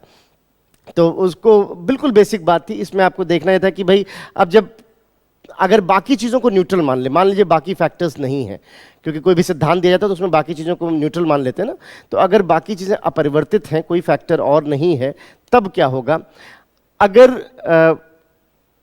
किसी स्थापन वस्तु की कीमत में वृद्धि होती हो, पूरक वस्तु की कीमत में वृद्धि होती हो, वस्तु घटिया किस्म की हो और उपभोक्ताओं की आय में वृद्धि होती हो, इसकी कीमत घटती हो। देखिए 3 तो बिल्कुल नहीं है, क्योंकि जब भी हम बात करते हैं किसी भी वस्तु की, एक शब्द होता है इंफीरियर वस्तु। जैसे अगर हम बीड़ी और सिगरेट की बात करें, हालांकि बहुत अच्छा उदाहरण नहीं कहा जाएगा, मैं यहाँ पे प्रोत्साहित नहीं कर रहा धूम्रपान को, लेकिन बीड़ी और सिगरेट में सिगरेट को आप कहोगे बेहतर, जैसे ही आपकी आय बढ़ेगी आप सिगरेट पे स्विच कर जाओगे। तो तीसरा तो विशेषकर उस बात के लिए होता है कि इंफीरियर वस्तुएं क्या होती हैं, तो तीसरा तो वैसे ही गलत हो गया, यहाँ पर उससे लेना देना नहीं था। चौथा स्टेटमेंट बिल्कुल का सिद्धांत के आधार पर है, तो 4 तो पक्का है। अब देखिए मैंने आपको क्या बताया कि आपको पहले तो ये देखना चाहिए कि कौन सा बिल्कुल पक्का है। 4 तो बिल्कुल पक्का है, लेकिन इत्तेफाक से 3 जगह पे 4 दिया हुआ है, तो वो तो फिर बात ही खत्म हो गई। तो 4 बिल्कुल पक्का है। अब पहले पे आते हैं, स्थापन वस्तु जो है, जो भी इसका अल्टरनेटिव वस्तु है, जिसको वो अगर हम बात करें तो उसकी कीमत में अगर वृद्धि हो रही हो, अल्टरनेटिव वस्तु की कीमत में अगर वृद्धि हो रही हो, तो आप देखोगे कि जो है मान लीजिए चीनी बहुत महंगी हो जाए तो लोग गुड़ पे शिफ्ट कर जाएंगे। तो इस तरीके से जो है आप पहला स्टेटमेंट सही है। दूसरा स्टेटमेंट गलत है। पूरक कॉम्प्लीमेंट्री वस्तु होती है, जैसे कि आप अक्सर बोलते हो, जो बहुत कॉमन उदाहरण है, चाहे आप किसी बड़ी विश्वविद्यालय में पढ़ रहे हो चाहे यहाँ पढ़ रहे हो, लगभग वही उदाहरण दिया जाता है कि नमक और जो है, अगर हम सॉल्ट और पेपर की बात करें, काली मिर्च जो साथ में आपकी टेबल पे रखी होती है, इनको पूरक वस्तुओं के रूप में देखा जाता है। तो दूसरा तो से है नहीं, क्योंकि पूरक वस्तु की वृद्धि होगी तो आप देखेंगे डिमांड कम हो जाती है, ओवरऑल उसका कंजम्पशन कम हो जाएगा। तो पहला और जो है चौथा, इसमें स्टेटमेंट सही हुआ। चौथा तो पक्का सही, क्योंकि ये तो सिद्धांत ही है। पहला उसका अनुप्रयोग है। तो पहला जो है सही है कि हाँ, स्थापन वस्तु की कीमत में वृद्धि होती है, और चौथा जो है इसकी कीमत घटती है। तो पहला और चौथा इसमें सही है, तो आंसर हुआ इसका ए इसका आंसर हुआ। दूसरा गलत है, तीसरा बिल्कुल ही गलत है। तो आप ध्यान से देखें तो भी अगर आपको नहीं भी पता होता सवाल, और ये पता होता कि तीसरा तो बिल्कुल ही गलत है, आप इन्फीरियर वस्तुओं को समझ रहे होते सिर्फ, तो बी कट गया, सी कट गया, डी कट गया। इसीलिए मैं बार बार कह रहा हूं कि इकोनॉमिक्स के क्वेश्चन सरल रखे जाते हैं, बशर्ते आपको कंसेप्ट क्लियर हो। इस क्वेश्चन में बाकी कुछ ना भी पता होता, सिर्फ इन्फीरियर वस्तु पता होती कि इन्फीरियर वस्तु क्या होती है, तो भी आपका जवाब हो जाता, क्योंकि 3 ऑप्शंस में 3 है, तो वो आंसर गलत है। अब इस पे कोई कहे कि ऐसा भी मैंने सुना है, ब्लॉगर्स ये भी कहते हैं कि अगर कोई ऑप्शन 2 से अधिक बार दिया हो तो संभावना है कि वो सही होगा। ऐसा कुछ नहीं, आप सब आपके सामने ही है। तो ये सब लॉजिक कोई कह देता है आपको, तो लॉजिक जरूर लीजिए, लेकिन कोई अगर जजमेंट दे रहा है कि ऐसा होता होगा, उससे बचना चाहिए, उस अतिरेक से बचना चाहिए। सो ये बात रही। जब हम बात करते हैं कि इसका क्या, तो जवाब हुआ ए। अब क्लियर रहा, आगे बढ़ते हैं फटाफट। भारत में शहरी सहकारी बैंकों के संदर्भ में निम्न कथनों पर विचार करिए। ये सवाल क्यों? लगातार सहकारी बैंकों पर, अगर आप जानते हो तो पिछले साल एक बहुत बड़ी समस्या के रूप में दिखाई पड़ा था। PMB bank, Punjab Maharashtra bank, एक कोऑपरेटिव बैंक था, शहरी कोऑपरेटिव बैंक, और ये स्थिति तक आ गई थी कि आरबीआई को मना करना पड़ा कि कुछ दिन तक अब लोग इसमें अकाउंट से पैसा नहीं निकाल पाएंगे, इत्यादि इत्यादि। बड़ी खबर थी, कई दिनों तक न्यूज़पेपर में आया रहा। ऐसे में शहरी कोऑपरेटिव बैंक्स के बारे में प्लस एक संशोधन भी हुआ था बैंकिंग अधिनियम 1949 में, वो भी एक घटना थी। प्लस जो है एक बड़ा डेवलपमेंट हुआ था, अगर आप जानते हो तो एक मंत्रालय बनने की बात शुरू हो गई थी, जो बाद में बन भी गया, जिसको आप सहकारिता मंत्रालय कह सकते हो। तो जो सहकारिता मंत्रालय बन, तो ऐसा लग रहा था कि कुछ ना कुछ सहकारिता से संबंधित जरूर रहेगा। मैं एक बार फिर कह रहा हूं, जो लोग इस बार मेंस दे रहे होंगे, सहकारिता पे तैयार रहिएगा। आपके पास पूरा लेखा जोखा होना चाहिए कि सहकारिता कब शुरू हुई, कब उसका कानून बना, कब एक्ट बना। तो जब भारत में हम सहकारिता की बात करते हैं तो 1904 का कानून है जो सहकारिता की बात करता है। धीरे धीरे जब कुछ एक सहकारी संगठन जो है वो वित्तीय संविधाओं से भी जुड़े हुए थे, जो 1 लाख से अधिक वाले थे, ये कहा गया 1966 में कि क्यों ना एक कानून बना दिया जाए उसके लिए, और इस तरह से कोऑपरेटिव एक्ट 1966 बना। अभी मैंने आपको पीछे बताया था कि आरबीआई के संदर्भ में 2 बड़े कानून हैं जो निर्णायक भूमिका निभाते हैं, एक तरह से पिलर का काम करते हैं। एक तो है आरबीआई एक्ट 1934 और एक है बैंकिंग रेगुलेशन एक्ट 1949। ये दोनों महत्वपूर्ण एक्ट हैं। अब 1949 वाला जो एक्ट था उसमें संशोधन की जरूरत थी। अगर आप ये नए बैंक जोड़ना चाहते हो तो निसंदेह उसमें संशोधन किया गया था, इसमें कहीं दो मत नहीं है, वो एक स्वाभाविक सी बात थी। अब देखिए, ये एक जनरल स्टेटमेंट था। तो अब क्वेश्चन पर अगर आप देखें तो तीसरा स्टेटमेंट आपको अपने क्लासरूम में ही समझ में आ गया होगा, जब भी आपने रूटीन चीज़ें पढ़ी होंगी कि हाँ भाई, ये आप जानते हो घटना हुई थी। इसी घटना के माध्यम से ही कोऑपरेटिव एक्ट को 1966 में कोऑपरेटिव बैंक्स बनाया गया, जिनका 1 लाख से अधिक की पूंजी थी, उनको कोऑपरेटिव बैंक्स बनाते हुए, और इसके लिए बैंकिंग अधिनियम में संशोधन किया गया। तो तीसरा स्टेटमेंट तो सीधा सीधा दिख ही रहा है कि हाँ, ये तो बिल्कुल ही सही है, क्योंकि आपने रूटीन उसमें ये पढ़ा है,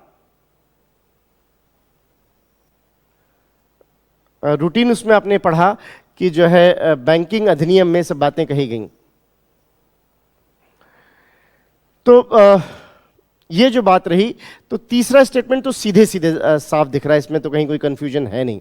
third statement is absolutely right.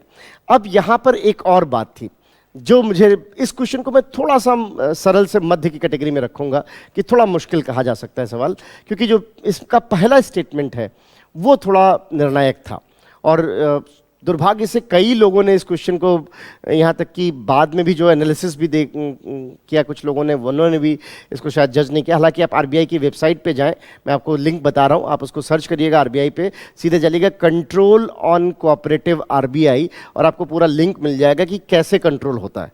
इसलिए आप जो मेरे विद्यार्थी सुन रहे हो जानते हैं कि मैं इन सब चीज़ों को आधिकारिक रूप से आरबीआई से ही दिखाता हूँ कि देखिए आरबीआई की वेबसाइट पे चीज़ें लिखी हुई हैं, कहीं इधर उधर जाने की जरूरत ही नहीं है।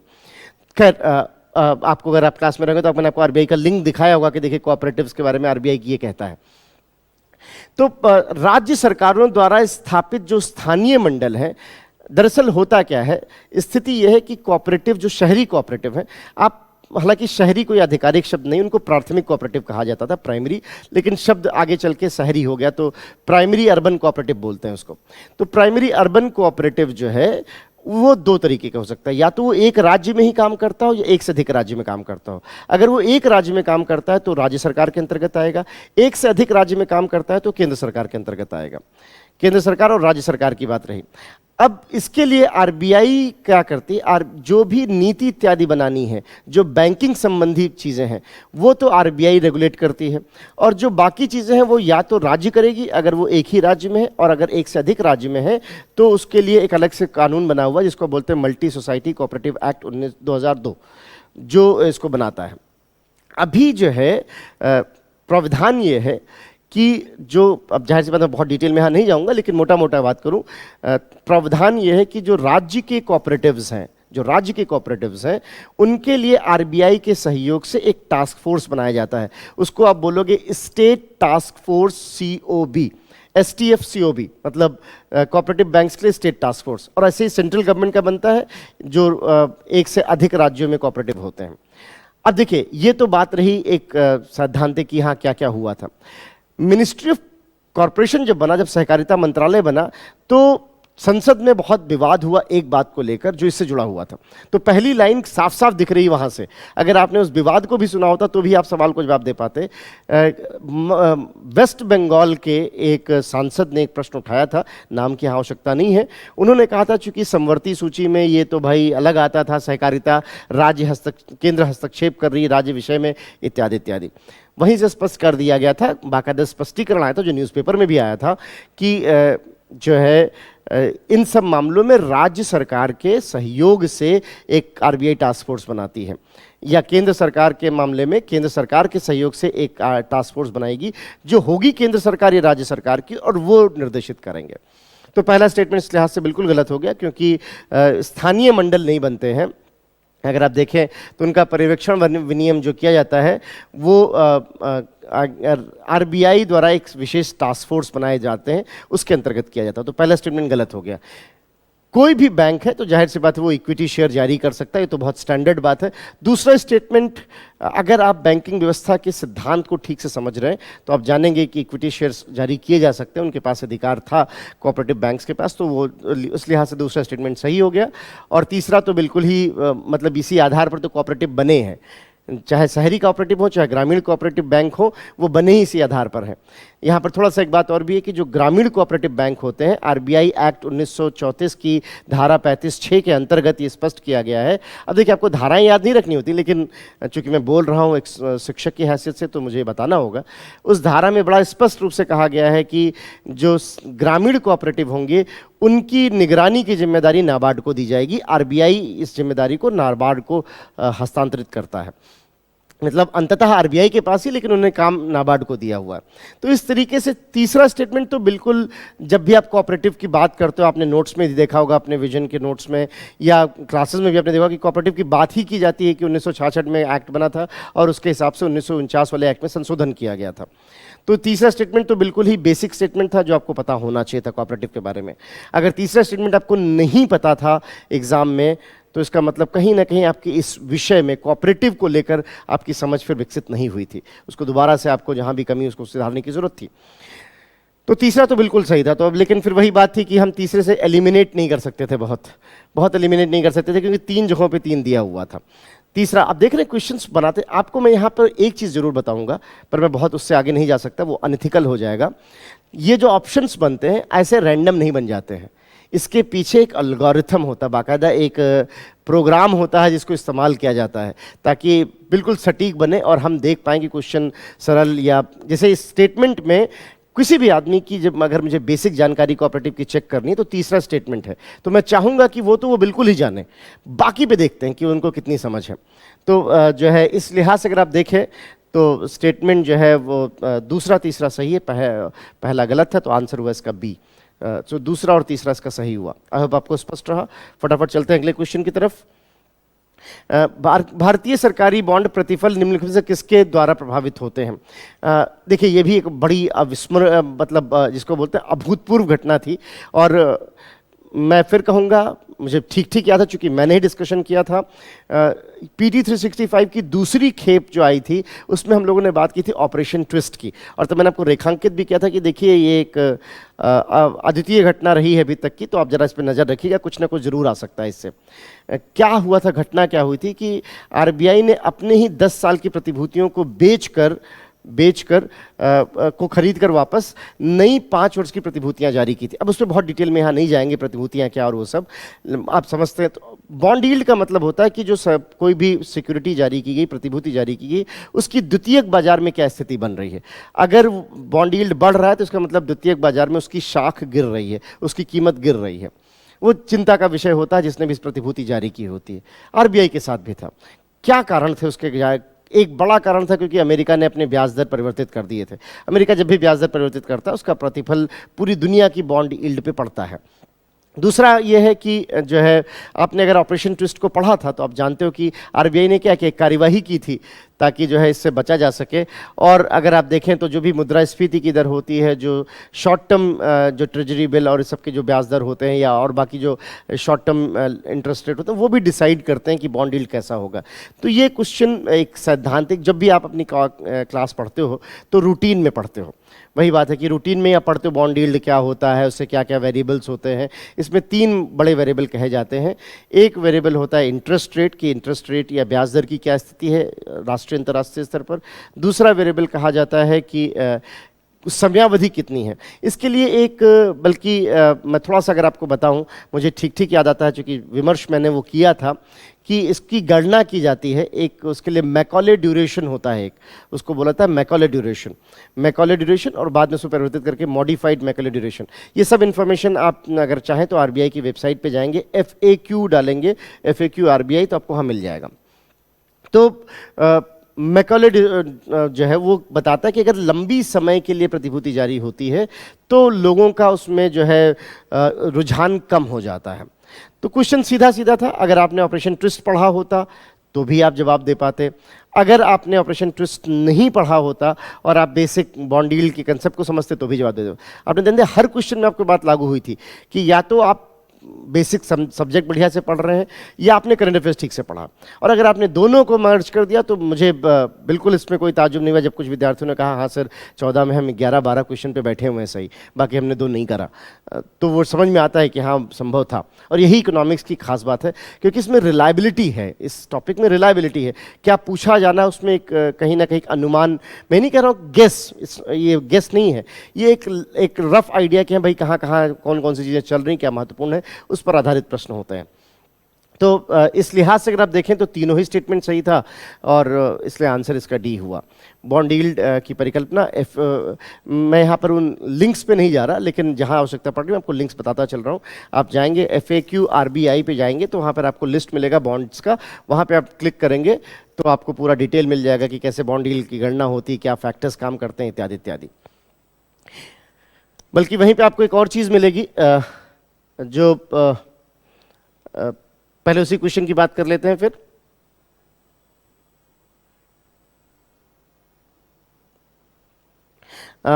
यही एक क्रम में ही चलते ज़्यादा ठीक रहेगा।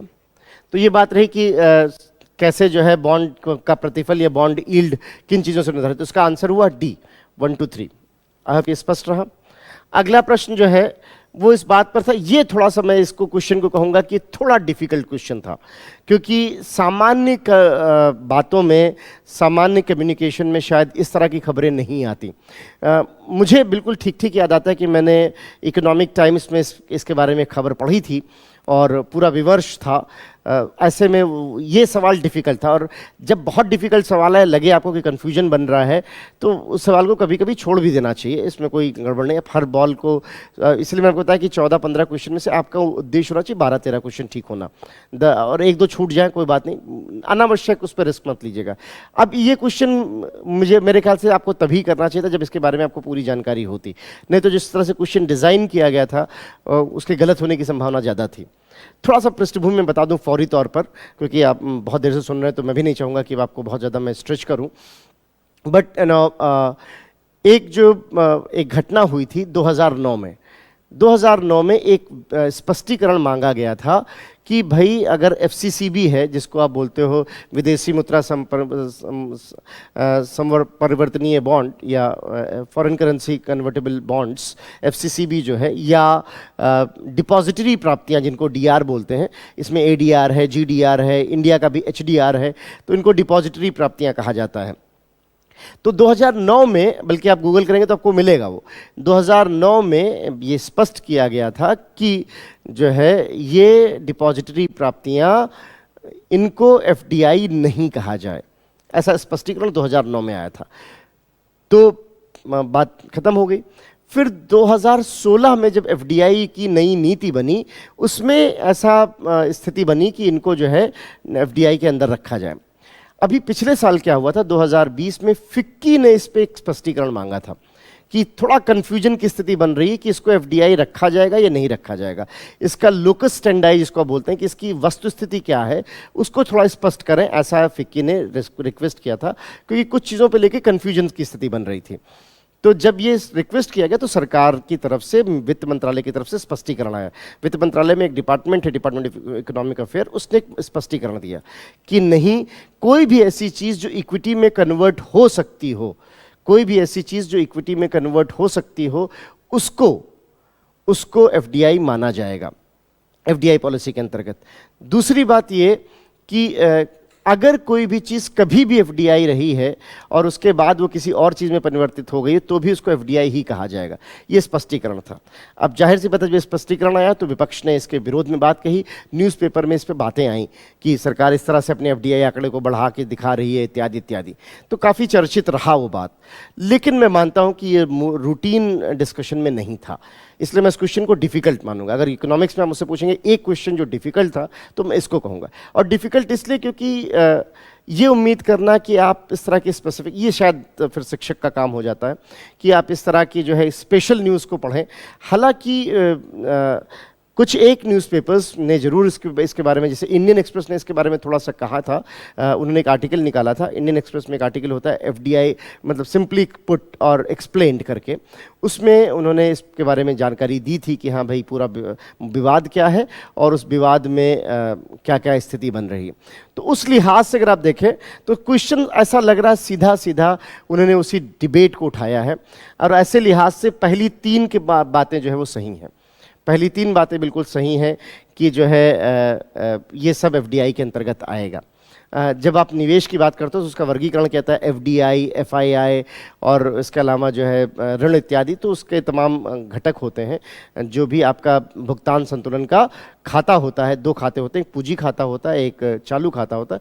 पूंजी खाते में वर्गीकरण है, तो इस वर्गीकरण ने स्पष्ट किया था। बाकी अगर आप देखें तो अर्थपीडिया, जो आईआरएस ऑफिसर्स का एक अपना नेटवर्क है, उन्होंने भी इस पर स्पष्टीकरण दिया था कि हाँ, अगर आप लिंक देखना चाहें तो वहाँ पर भी अवेलेबल मिल जाएगा आपको कि कैसे जो है ये एफडीआई के अंतर्गत आएगा। तो ये 3 जो है चीज़ें जो है वो एफडीआई के अंतर्गत मानी जाएंगी। वो उस लीगल स्टैंड के बाद स्पष्ट हुआ कि लीगल मामलों में अगर हम देखें, पर हाँ मैं इसको मैं जरूर कहूँगा कि मुख्य धारा की खबरों में उतना नहीं दिखा था। तो इस क्वेश्चन को मैं थोड़ा डिफ़िकल्ट कह सकता हूं कि हाँ ये क्वेश्चन थोड़ा डिफ़िकल्ट है, पर फिर भी कुछ लोग इसको जो जनरलाइज करके देख रहे हैं वो गलत होगा। ये बहुत स्पेसिफिक केस था और जिस वजह से ऐसा किया गया था, और शायद वो उम्मीद कर रहे थे कि आपको ये बात तो जानकारी होनी चाहिए, क्योंकि पिछले कुछ दिनों से सरकार की जो नीति रही है वो एफडीआई को प्रोत्साहन की लगातार रही है, और हम बहुत अच्छे एफडीआई पे बैठे हुए हैं। शायद इसलिए भी महत्वपूर्ण हो जाता है क्योंकि हमारे प्रधानमंत्री ने 2020 में एफडीआई वाली बात को लाल किले से कहा था। अगर आप प्रधानमंत्री जी का भाषण सुनेंगे तो लाल किले से उन्होंने बात कही थी कि हमारा एफडीआई इतना बढ़ा हुआ है, बहुत कुछ किया जा रहा है। तो ऐसे में ये चर्चा तो थी जो अंदर लोग रहे होंगे उनके लिए तो बहुत सामान्य चर्चा रही होगी, शायद इस वजह से क्वेश्चन है। पर मैं ये कहूँगा कि एक विद्यार्थी के हैसियत से मैं देखूँ तो मैं इस क्वेश्चन को डिफ़िकल्ट कहूँगा, क्योंकि ये उम्मीद करना कि इतने स्पेसिफिक न्यूज़ को भी आप फॉलो करें वो थोड़ा जो है अविवेकी लगता है। बट हाँ, ये इसका लॉजिक था। तो आई होप आपको जो है क्वेश्चन समझ में आ गया। 1 2 3 तीनों स्टेटमेंट सही हैं। किसी मुद्रा के अवमूल्यन का प्रभाव यह है कि वह अनिवार्य रूप से, जैसे मैंने अभी आपको बताया कि हमारी 10 बड़ी प्राथमिकताएं हैं। एक प्राथमिकता निर्यात है, सिद्धांत है, देखिए बेसिक सिद्धांत है, ये बिल्कुल बेसिक सिद्धांत पे सवाल था। अगर आपको ये पता हो, बल्कि जो मेरे विद्यार्थी सुन रहे हो जानते होंगे, मैंने क्लास में हमेशा कहता हूँ कि भाई देखो, रुपए के अवमूलन और अगर हम बात करें करेंसी के अप्रिशिएट और डिप्रिशिएट करने को, तो एक बात ध्यान रखिएगा कि रुपया बढ़ रहा हो या उसका अवमूल्यन हो रहा हो, तो सिर्फ एक बात ध्यान रखिएगा, अगर कोई देश निर्यात ज़्यादा करेगा तो वो चाहेगा कि उसका अवमूल्यन हो ताकि चीज़ें सस्ती दिखाई पड़ें। जैसे चाइना खुद करता है, वो रेनमिनबी को समय समय पर घटाता रहता है। ये थंब रूल था, ये बेसिक सिद्धांत था। मुझे लगा था, बल्कि जब मैं करंट अफेयर्स कर रहा था तो मैंने कहा भी था, हम लोगों ने विमर्श करके आपसे कहा था कि शायद वो एक्सचेंज दर जो बदल दिया गया है उसके बारे में कुछ पूछेंगे, पर उन्होंने उस पर सिद्धांतिक क्वेश्चन पूछ लिया। ये मैं आपको खास बता रहा हूँ कि वो सीधे करंट अफेयर पूछने के बजाय ऐसी चीज़ पूछ रहे थे जिसमें या तो आप सिद्धांत समझते हो तो भी हो जाए, करंट अफेयर पहुँचते हो तो भी हो जाए। तो किसी भी देश में अगर वो निर्यात को प्रोत्साहित करना चाहता तो क्या करेगा, वो अवमूलन करेगा।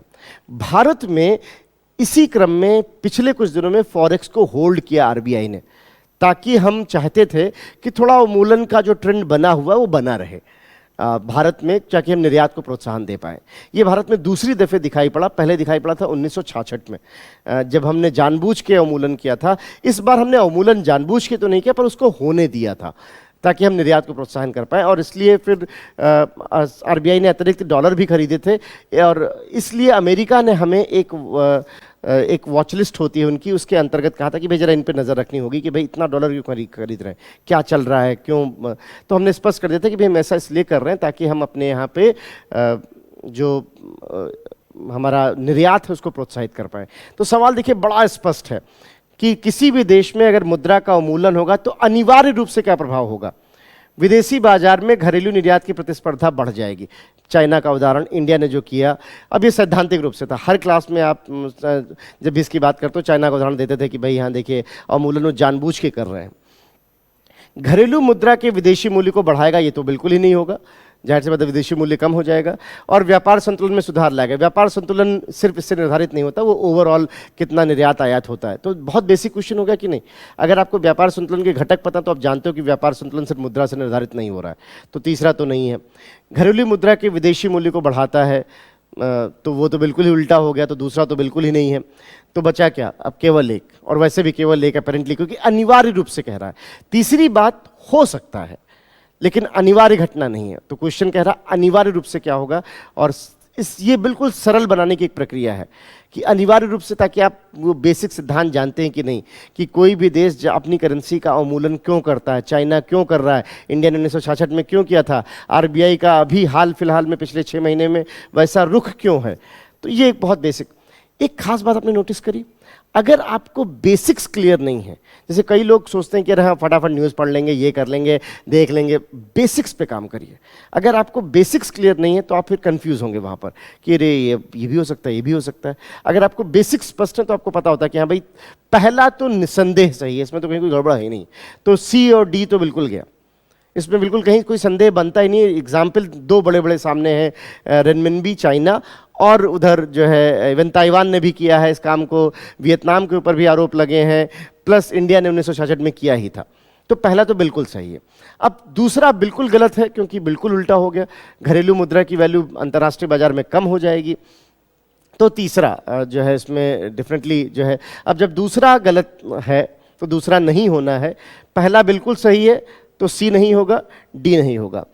दूसरा बिल्कुल गलत है तो बी नहीं होगा। अगर आप तीसरे को लेके कंफ्यूज थे तो भी आपका आंसर सही होता कि ए इसका जो है, हालांकि अनिवार्य रूप से लिखा हुआ है इसलिए तीसरा आंसर नहीं होगा। हो भी सकता है, नहीं भी हो सकता है कि व्यापार संतुलन वहाँ पे बेहतर हो जाए, लेकिन वो अनिवार्य घटना नहीं, क्योंकि व्यापार संतुलन बहुत सारी चीज़ों से निर्धारित होता है। आगे बढ़ते हैं। काले धन को लेकर एक सवाल यहाँ पर था कि भारत में काले धन के सृजन से निम्नलिखित प्रभाव में से कौन सा भारत सरकार की चिंता का प्रमुख कारण है। देखिए, ब्लैक मनी को लेकर लगातार सवाल उठ रहे हैं और बहुत कुछ किया जा गया है। एक ग्रेसम का सिद्धांत होता है जो आप बेसिक क्लासेस में पढ़ते हो, उसी पर क्वेश्चन बेस्ड था कि ब्लैक मनी होता क्या है। ग्रेसम का सिद्धांत ये कहता है कि ब्लैक मनी का मतलब ही होता है जहाँ कर चोरी की जाए, जहां कर की चोरी हो उसको ब्लैक मनी कहते हैं। और कोई परिभाषा नहीं ब्लैक मनी की, एक ही परिभाषा है कि जहां कर की चोरी हुई उसको ब्लैक मनी कहते हैं। ब्लैक मनी का मतलब ही होता है जहां पर जिस पैसे पे कर मिलना चाहिए था उस पे कर नहीं मिला, तो आप उसको बोलते हो कि ब्लैक मनी है। सिंपल सी बात है। तो अब देखिए जो है ना, अब आंसर में आप लगा लीजिए कि सीधे सीधे आपको मिल रहा है कि कर अपवंचन के कारण जो राजकोष में राजस्व की हानि होती हो। जब परिभाषा ही दी हुई है सामने तो बाकी चीज़ें तो वैसे ही द्वितीयक हो गई कि कर ब्लैक मनी का परिभाषा ही यही है कि जहां पर टैक्स को बचाते हुए, टैक्स की चोरी करते हुए, कर अपवंचन करते हुए जो है राजकोष में राजस्व की हानि होती हो। अब आप सोच रहे होंगे कि ब्लैक मनी पे सवाल एकाएक क्यों।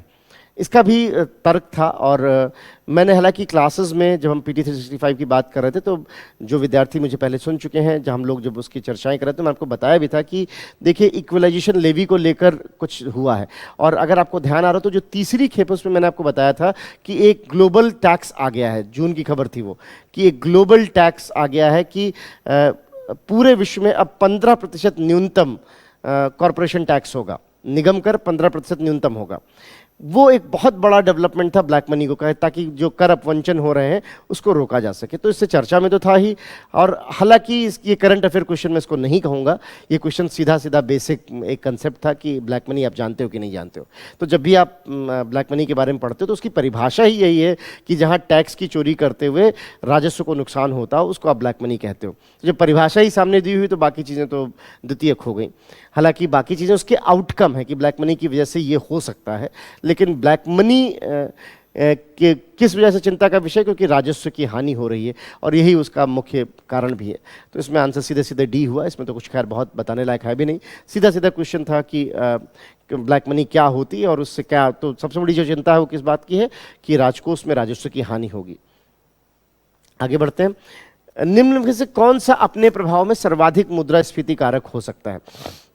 इस क्वेश्चन को भी मैं कहूँगा कि ये क्वेश्चन थोड़ा सा जो है अगर आप देखें तो ये जुड़ा हुआ है आपके सार्वजनिक वित्त से, और स्वभावतः इस क्वेश्चन को क्यों पूछा गया वही बात, अगर आप इधर से भी जानते हैं, कंसेप्ट जानते हैं तो भी, और अगर आप करंट अफेयर जानते हैं तो भी, दोनों ही तरीके से सॉल्व हो सकता था। जो कंसेप्ट जानते हैं वो एक चीज़ पढ़ते हैं, FRBM कानून अधिनियम, financial responsibility and budgetary management अधिनियम 2003। FRBM अधिनियम 2003 यह कहता है कि FRBM अधिनियम 2003 के अनुसार कोई भी जो हम खर्च कर रहे थे, अनावश्यक व्यय कर रहे थे, उसके बारे में कहा गया। और ये कहा गया है कि सरकार जो है अब सीधे सीधे जो बजटीय घाटा है, जो वित्तीय घाटा है, उसका मौद्रीकरण ना करे। 2006 के बाद से इसको बंद कर दिया गया, 1 अप्रैल 2006 के बाद से इसको बंद कर दिया गया। और क्यों कहा बंद कर दिया गया, इसका रीज़न दिया गया था FRBM के अंतर्गत ही, कि एक बड़ा रीज़न यह है कि इससे मुद्रास्फीति बहुत तेज़ी से आगे बढ़ जाती है। और एक फिशर का सिद्धांत है जो कहता है कि जितना ज़्यादा आप नई मुद्रा को लाओगे, मुद्रा आपूर्ति बढ़ाओगे, उतना मुद्रास्फीति बढ़ जाएगी और नई मुद्रा लाने का उद्देश्य बेमानी हो जाएगा। तो FRBM कानून की जो 3 मुख्य बातें, उनमें से एक मुख्य बात ये थी। तो अगर किसी ने सिद्धांत समझा FRBM में वित्तीय घाटा कितना होना चाहिए, राजकोषीय घाटा शून्य करना होगा और बजट घाटे का मौद्रीकरण नहीं होगा, और क्यों नहीं होगा, तो भी आप सवाल का जवाब दे पाते कि भाई सबसे ज़्यादा मुद्रास्फीति अगर किसी चीज़ से बढ़ती है, कुछ एक बहुत बड़े कारणों में से, तो उसमें से एक बड़ा कारण बजट जो वित्तीय घाटा है उसका आप जो उसके लिए नई मुद्रा बना लें। ये तो सिद्धांत की बात हो, जिसने किताब में ठीक से पढ़ी है, नोट्स ठीक से पढ़ा है, क्लासेस में ध्यान से सुना है। अब जिसने करंट अफेयर्स पढ़ा होगा, चूंकि कोविड में हमने एक अलग से एक तरह का छोटा बजट दिया था, सेमी बजट जिसको आप बोलते हो, आत्मनिर्भर भारत 20 लाख करोड़ का, ऐसे में निसंदेह एकदम से वित्तीय घाटा बहुत बढ़ गया था। तो एक सवाल उठा कि क्यों ना जो है, क्योंकि FRBM कानून के अंतर्गत ही जब उसकी रिव्यू हुआ था, NK सिंह ने किया था, तब एक स्केप क्लॉज दिया गया था। मैंने कहना थोड़ा सा अतिशयोक्ति लगेगा, लेकिन हम लोगों ने इसको हाईलाइट किया था कि देखिए स्केप क्लॉज से कुछ हो सकता है। स्केप क्लॉज ये कहता है कि विपरीत परिस्थितियों में, और कोविड एक विपरीत परिस्थिति थी, विपरीत परिस्थितियों में इन चीज़ों से हम ये जो हमारी जो शर्तें रखी गई हैं FRBM में, उससे हम अलग जा सकते हैं। तो एक सवाल ये उठा कि क्यों ना जो हमारे पास अतिरिक्त वित्तीय घाटा हो रहा है उसका मौद्रीकरण कर दिया जाए, उसके लिए नई मुद्रा छापने की बात कही है जो 2006 से नहीं हुई, क्यों ना ऐसा किया जाए। तब विमर्श मांगे गए, लोगों से सलाह मांगी गई, और एक बड़े स्वर में सभी लोगों ने, चाहे वो RBI के थे, चाहे वित्त मंत्रालय के थे, चाहे फिक्की के लोग थे, इन सब लोगों ने, बल्कि बाकायदा मुझे याद आता है चूंकि मैंने आर्टिकल पढ़ा था और मैंने क्लास में रेफर भी किया था उस आर्टिकल को, इंडियन एक्सप्रेस में फिक्की के ही हवाले से एक आर्टिकल आया था इस पर कि कैसे ये बहुत खतरनाक हो जाएगा अगर घाटे का मौद्रीकरण किया गया तो इस तरीके से अगर हम देखें तो सीधे सीधे ये करंट अफेयर बेस भी था। अगर किसी ने सवाल पढ़ा तो जो आर्गुमेंट दिए गए थे कि क्यों नई मुद्रा नहीं छापी जानी चाहिए, उसमें एक ही आर्गुमेंट था सबका कि इससे बहुत ज़्यादा मुद्रास्फीति बढ़ जाएगी। अब इस क्वेश्चन को अगर मैं सरल ना कहूँ तो उसको मैं अगर कठिन कहूँगा तो मुझे लगता है मैं इस क्वेश्चन के साथ जाती करूँगा, क्योंकि इतनी बेसिक बात थी, इतनी चर्चाएं हुई थी। अगर आप थोड़े भी जागरूक रहे होंगे उस समय खबरों को लेकर तो आपको ये बात तो समझ में आनी चाहिए थी कि भाई ये पूरा मुद्दा ये था, पूरा घटक ये था। तो अगर आप देखें, वही बात मैं फिर कह रहा हूँ कि आपने ध्यान दिया होगा जिन लोगों ने कि जब तक आपके पास स्पष्टता नहीं होगी तो आप फिर कंफ्यूज होंगे। जिस तरीके से विकल्प बनाए जाते हैं उद्देश्य स्पष्ट है, हमें जागरूक लोग चाहिए, स्पष्ट लोग चाहिए जिनके अंदर एनालिसिस या विश्लेषण की क्षमता हो। हमें वो लोग नहीं चाहिए जो बहुत सारे डेटा और फैक्ट याद कर लाते हो, हमें वो लोग चाहिए जिनके पास उनका अनुप्रयोग करना आता हो। फैक्ट आपको भले याद न रहे, उसका अनुप्रयोग आता है कि नहीं आता है। आपने देखा कहीं भी कोई फैक्ट नहीं पूछा गया है, मजेदार बात, और लोग सोचते हैं इकोनॉमिक्स से मतलब फैक्ट रट लो, कहीं भी कोई फैक्ट नहीं है पूरे क्वेश्चन में। बट हाँ, हर उस फैक्ट का अनुप्रयोग है कि आप उसको समझ भी पा रहे हैं कि नहीं, ये क्यों हो रहा है, क्या हो रहा है, क्यों, उसका रीज़न क्या है, उसके पीछे की कहानी क्या है। तो बजट घाटे के वित्तीयन के लिए, अब इसमें देखिए सार्वजनिक ऋण की चुनौती अगर हम चुकौती करते हैं तो मुद्रास्फीति बढ़ती है, ये आप कहते हो कि इससे डिमांड पुल फैक्टर होता है। बजट घाटे के वित्तीयन के लिए जनता से उधार लिया जाता है, तो जब जनता से आप उधार लोगे सिस्टम में पैसा बनेगा तो ठीक है, ये सब रूटीन चीज़ें हैं। लेकिन जो सबसे बड़ी बात, जो सबसे बड़ा घटक है और इसी बेसिस पे उसको रोका गया था, वो है आपका डी। यहाँ पे सॉरी, ये डी होना चाहिए था, माय बैड, यहाँ पे प्रिंट में थोड़ा सा गड़बड़ हो गया, इसको यहाँ ABCD, तो आंसर जो होगा डी हुआ, इसको डी ही आप पढ़ें, स्मॉल डी का समझ लीजिए। बजट घाटे के वित्तीयन के लिए नई मुद्रा का सृजन करना, ये जो है आपका आंसर हुआ, जो आपका डी है वो इसका आंसर हुआ। अगला क्वेश्चन फटाफट आते हैं। ये भी देखिए मुद्रा गुणक को लेकर ये क्वेश्चन थोड़ा सा मैं इसको बोनस क्वेश्चन कहूँगा, क्योंकि 2019 में बिल्कुल यही क्वेश्चन आया था, यही सेम क्वेश्चन 2019 में भी था और 2021 में पूछा गया। ये बात थोड़ी मुझे भी अचंभित करने वाली लगी कि UPSC ने सीधे सीधे क्वेश्चन को, हालांकि UPSC जनरली ऐसा नहीं करती है, पर चूंकि मुद्रा गुणक को लेकर इकोनॉमिक सर्वे ने पूरा एक ग्राफ दिया था, पूरा एक चैप्टर दिया था, चैप्टर तो कहना ठीक नहीं होगा, लेकिन एक चैप्टर के अंदर पूरा एक शीर्षक दिया था। द्वितीय बुकलेट में एक चैप्टर था वित्तीय मध्यस्थता को लेकर, उसमें मुद्रा गुणक को लेकर काफ़ी बातें की गई थी, हो सकता है उस वजह से उन्होंने उसको आधार बनाया हो। लेकिन 2019 में आया था क्वेश्चन, और ये फायदा होता है जब आप प्रीवियस ईयर से क्वेश्चन करते हैं, जब अगर आप पिछले वर्ष से क्वेश्चन करते हैं, अगर आप टेस्ट सीरीज से क्वेश्चन करते हैं, तो उससे लाभ क्या होता है, आपको थोड़ा विषय की भी जानकारी हो जाती है कि अच्छा इस तरह से सवाल आ सकते हैं। और अगर देखिए एक बोनस क्वेश्चन मिल गया होगा, जिन्होंने पिछले साल के क्वेश्चन सॉल्व किए होंगे, पिछले 10 साल के भी, उनको एक क्वेश्चन तो बैठे बिठाए मिल गया, उसमें तो कुछ सोचना ही नहीं था। मुद्रा गुणक एक, अब देखिए ये क्वेश्चन भी बिल्कुल सिद्धांत पर आधारित था, मुद्रा गुणक आप क्लास में पढ़ते हो, और या फिर करंट अफेयर में चूंकि मुद्रा गुणक को लेकर काफ़ी बातें हुई थी, उस वजह से इकोनॉमिक सर्वे ने इस पर चर्चा की थी। सीधा सीधा बात है, मुद्रा गुणक दो चीज़ों से प्रभावित होता है, आपकी जो रिजर्व रेशियो है वो कितना है, और दूसरा ये कि लोगों की बैंकिंग हैबिट कितनी है। तो सीधे सीधे अगर आप देखें तो लोगों की बैंकिंग आदतों में अगर वृद्धि होगी, पहला क्वेश्चन रिजर्व रेशियो बढ़ा दिया जाएगा, तो जो रिजर्व रेशियो होता है, जो भी आपका आरक्षित अनुपात होता है, मुद्रा गुणक उसका व्युत्क्रमानुपाती होता है। तो अगर आप आरक्षित अनुपात में वृद्धि करोगे तो मुद्रा गुणक घट जाएगा, तो पहला तो वैसे गलत हो गया, दूसरा भी फिर गलत हो गया उस तरह से। तीसरा जो है अगर आप देखें तो लोगों की बैंकिंग आदत में जब वृद्धि होगी तब जो है आप देखेंगे कि अर्थव्यवस्था में मुद्रा, तो बेसिक रूटीन क्लास, अब कहीं भी आप एनसीईआरटी भी पढ़ते हो तो भी आपको कोई चीज़ मिलती है, एनसीईआरटी में भी मनी मल्टीप्लायर मुद्रा गुणक दिया हुआ है, वहाँ पे भी आप पढ़ते हो, आपके नोट्स में तो है ही है, क्लासेस में भी कई बार इसकी बात हुई। तो दो ही बातें आप कहते हो कि या तो आप आरक्षित रिजर्व को कम करिए और या फिर आप जो है लोगों में बैंकिंग हैबिट को बढ़ाइए। तो इस तरीके से सीधे सीधे इसमें आंसर था सी। ये तो बहुत ही आसान क्वेश्चन कहा जाएगा क्योंकि एक तो पिछले साल पूछा भी जा चुका है, एक साल पहले 2019 में, और प्लस बिल्कुल सिद्धांत पर आधारित था। ये क्वेश्चन इन्फ्लेशन से मुद्रास्फीति से जुड़ा हुआ था कि भारतीय अर्थव्यवस्था के संदर्भ में मांग प्रेरित मुद्रास्फीति या उसमें वृद्धि निम्नलिखित में से किन कारणों से होती है। जो इन्फ्लेशन, मुद्रास्फीति दो तरह की कही जाती है, या तो वो डिमांड पुल होगा या कॉस्ट पुश या सप्लाई पुश, दोनों टर्म यूज करते हैं। अमेरिकन सप्लाई पुश बोलते हैं, यूरोपियन कॉस्ट पुश बोलते हैं, या जो है कीमत आधारित बोलते हैं, दोनों ही आपको शब्द सुनने में आएंगे। इन्फ्लेशन के जो सिद्धांत है उसमें हम दो स्कूल मानते हैं, आपको एनसीईआरटी में भी सब चीज़ें मिल जाएंगी, एक जो अमेरिकन स्कूल है और एक जो यूरोपियन स्कूल है। तो आप उसको मांग आधारित कह सकते हो या आपूर्ति आधारित, इस तरह से आप बोल सकते हो। तो जो मांग आधारित है इसमें सीधे सीधे बात है, जब भी सरकार विस्तारवादी नीति अपनाएगी, जैसे पिछले साल हमने अपनाया हुआ है कोविड में, अब जाके अगर आपने इस बार की मौद्रिक नीति समीक्षा जो भी कुछ दिन पहले आई उसको देखा हो तो कहा गया है कि हम अब एकोमोडेटिव से न्यूट्रल हो जाएंगे, क्योंकि अभी तक पिछले एक साल से सरकार लगातार, आरबीआई लगातार विस्तारवादी दृष्टिकोण पर रही है मौद्रिक नीति की, और अगर विस्तारवादी नीतियां अपनाएंगे तो जाहिर सी बात है मांग बढ़ेगी। राजकोषीय प्रोत्साहन होगा, अगर आप देखोगे तो आप देखोगे कि उससे भी, अगर राजकोष में आप जैसे तमाम बजट में एलोकेशन किया गया, आत्मनिर्भर भारत था, सामने ही राजकोषीय प्रोत्साहन दिया गया था, तो उससे भी क्या होगा, मांग में वृद्धि होगी। मुद्रास्फीति सूचकांक मजदूरी, ये तो उसका आउटकम है, जो भी आपको सीपीआई इन्फ्लेशन होता है उस पर बेस करके आपकी जो आय भत्ता इत्यादि दिया जाता है, तो उसका तो इससे कुछ लेना देना नहीं, उससे मांग का, बल्कि ये जितना अधिक होगा उतना ज़्यादा आपको उधर लाभ मिलेगा। उच्च क्रय शक्ति, लोगों के अंदर अतिरिक्त पैसा है, वो खरीद सकते हैं, उनकी क्रय शक्ति अधिक हो तो उससे जाहिर से डिमांड ज़्यादा बनेगी।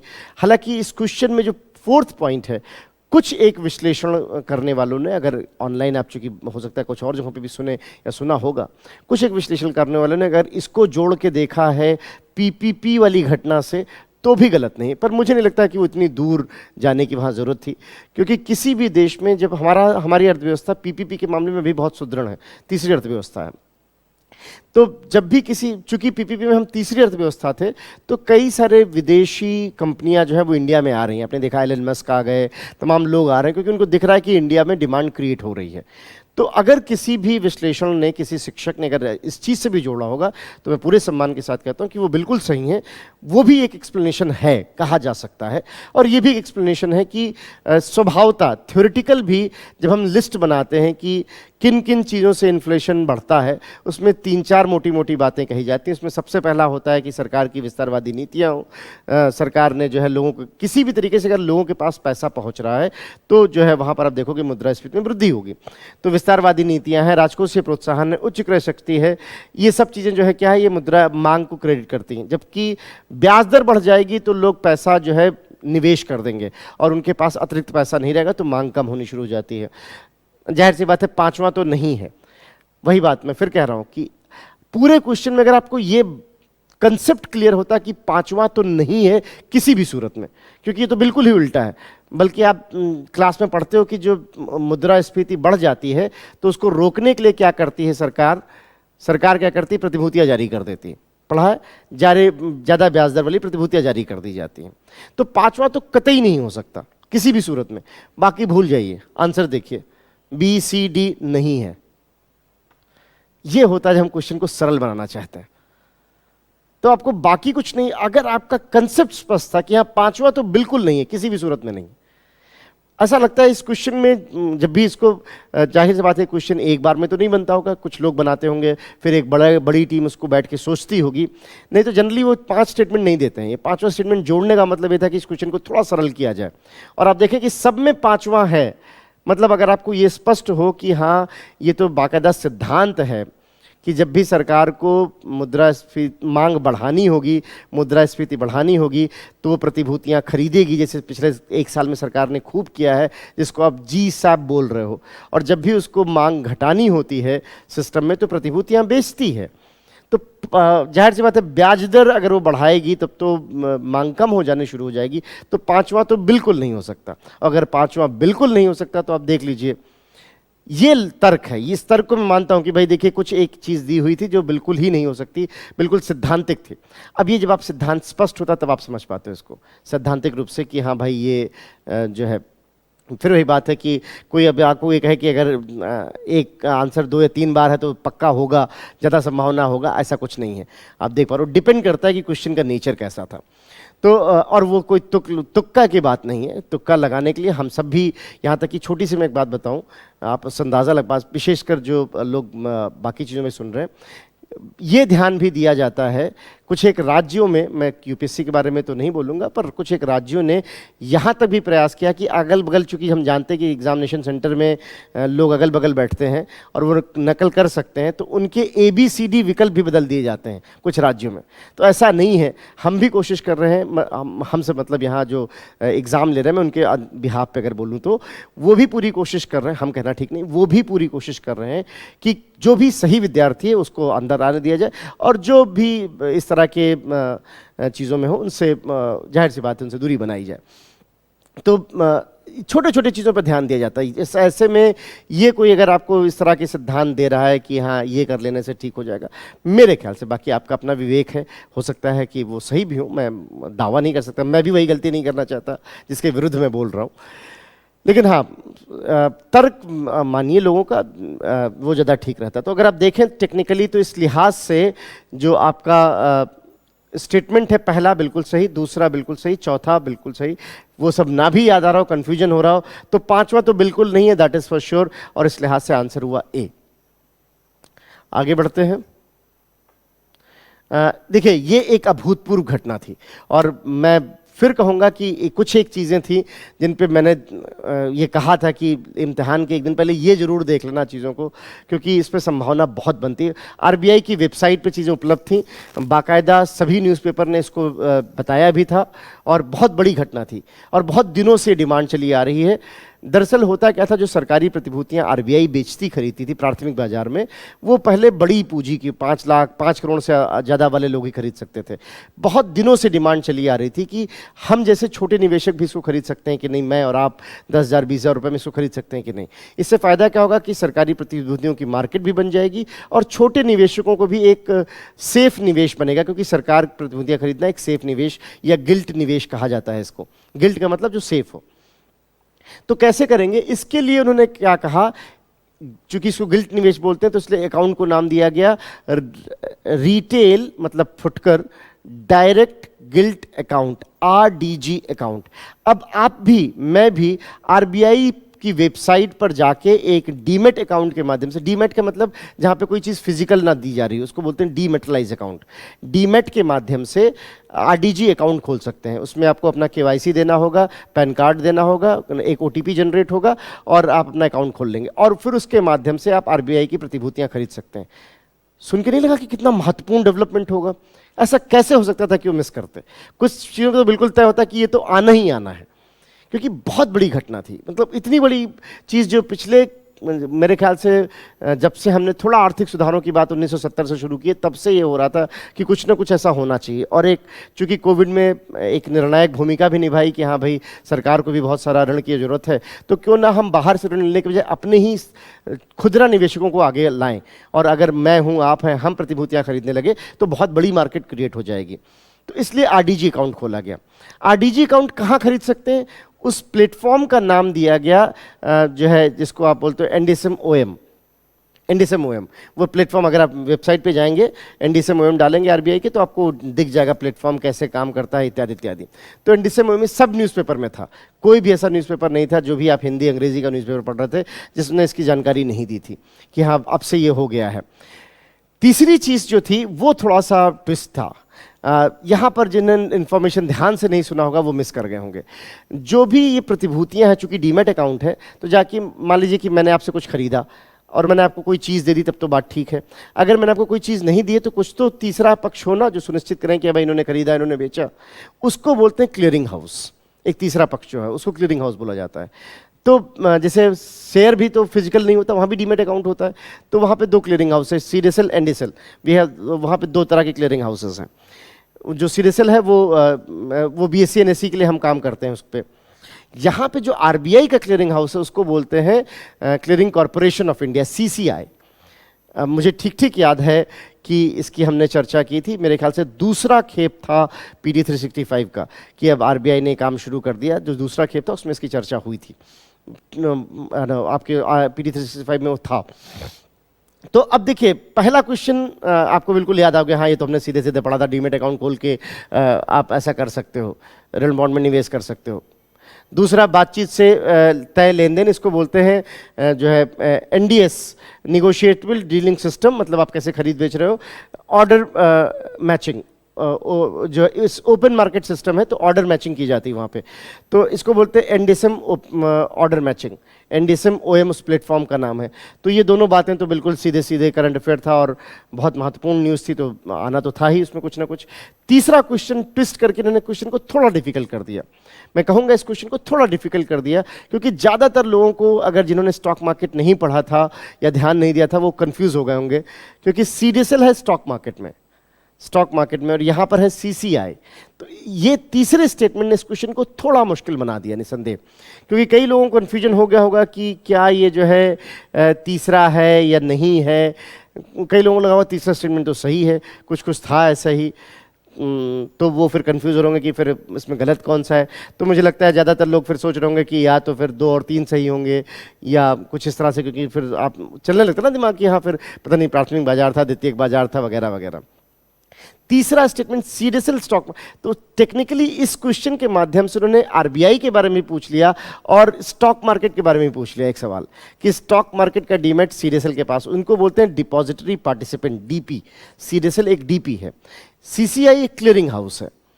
तो तीसरा स्टेटमेंट जो था वो गलत है, क्योंकि वो सीडीएसएल जो है वो स्टॉक मार्केट के लिए काम करता है, आरबीआई के लिए नहीं।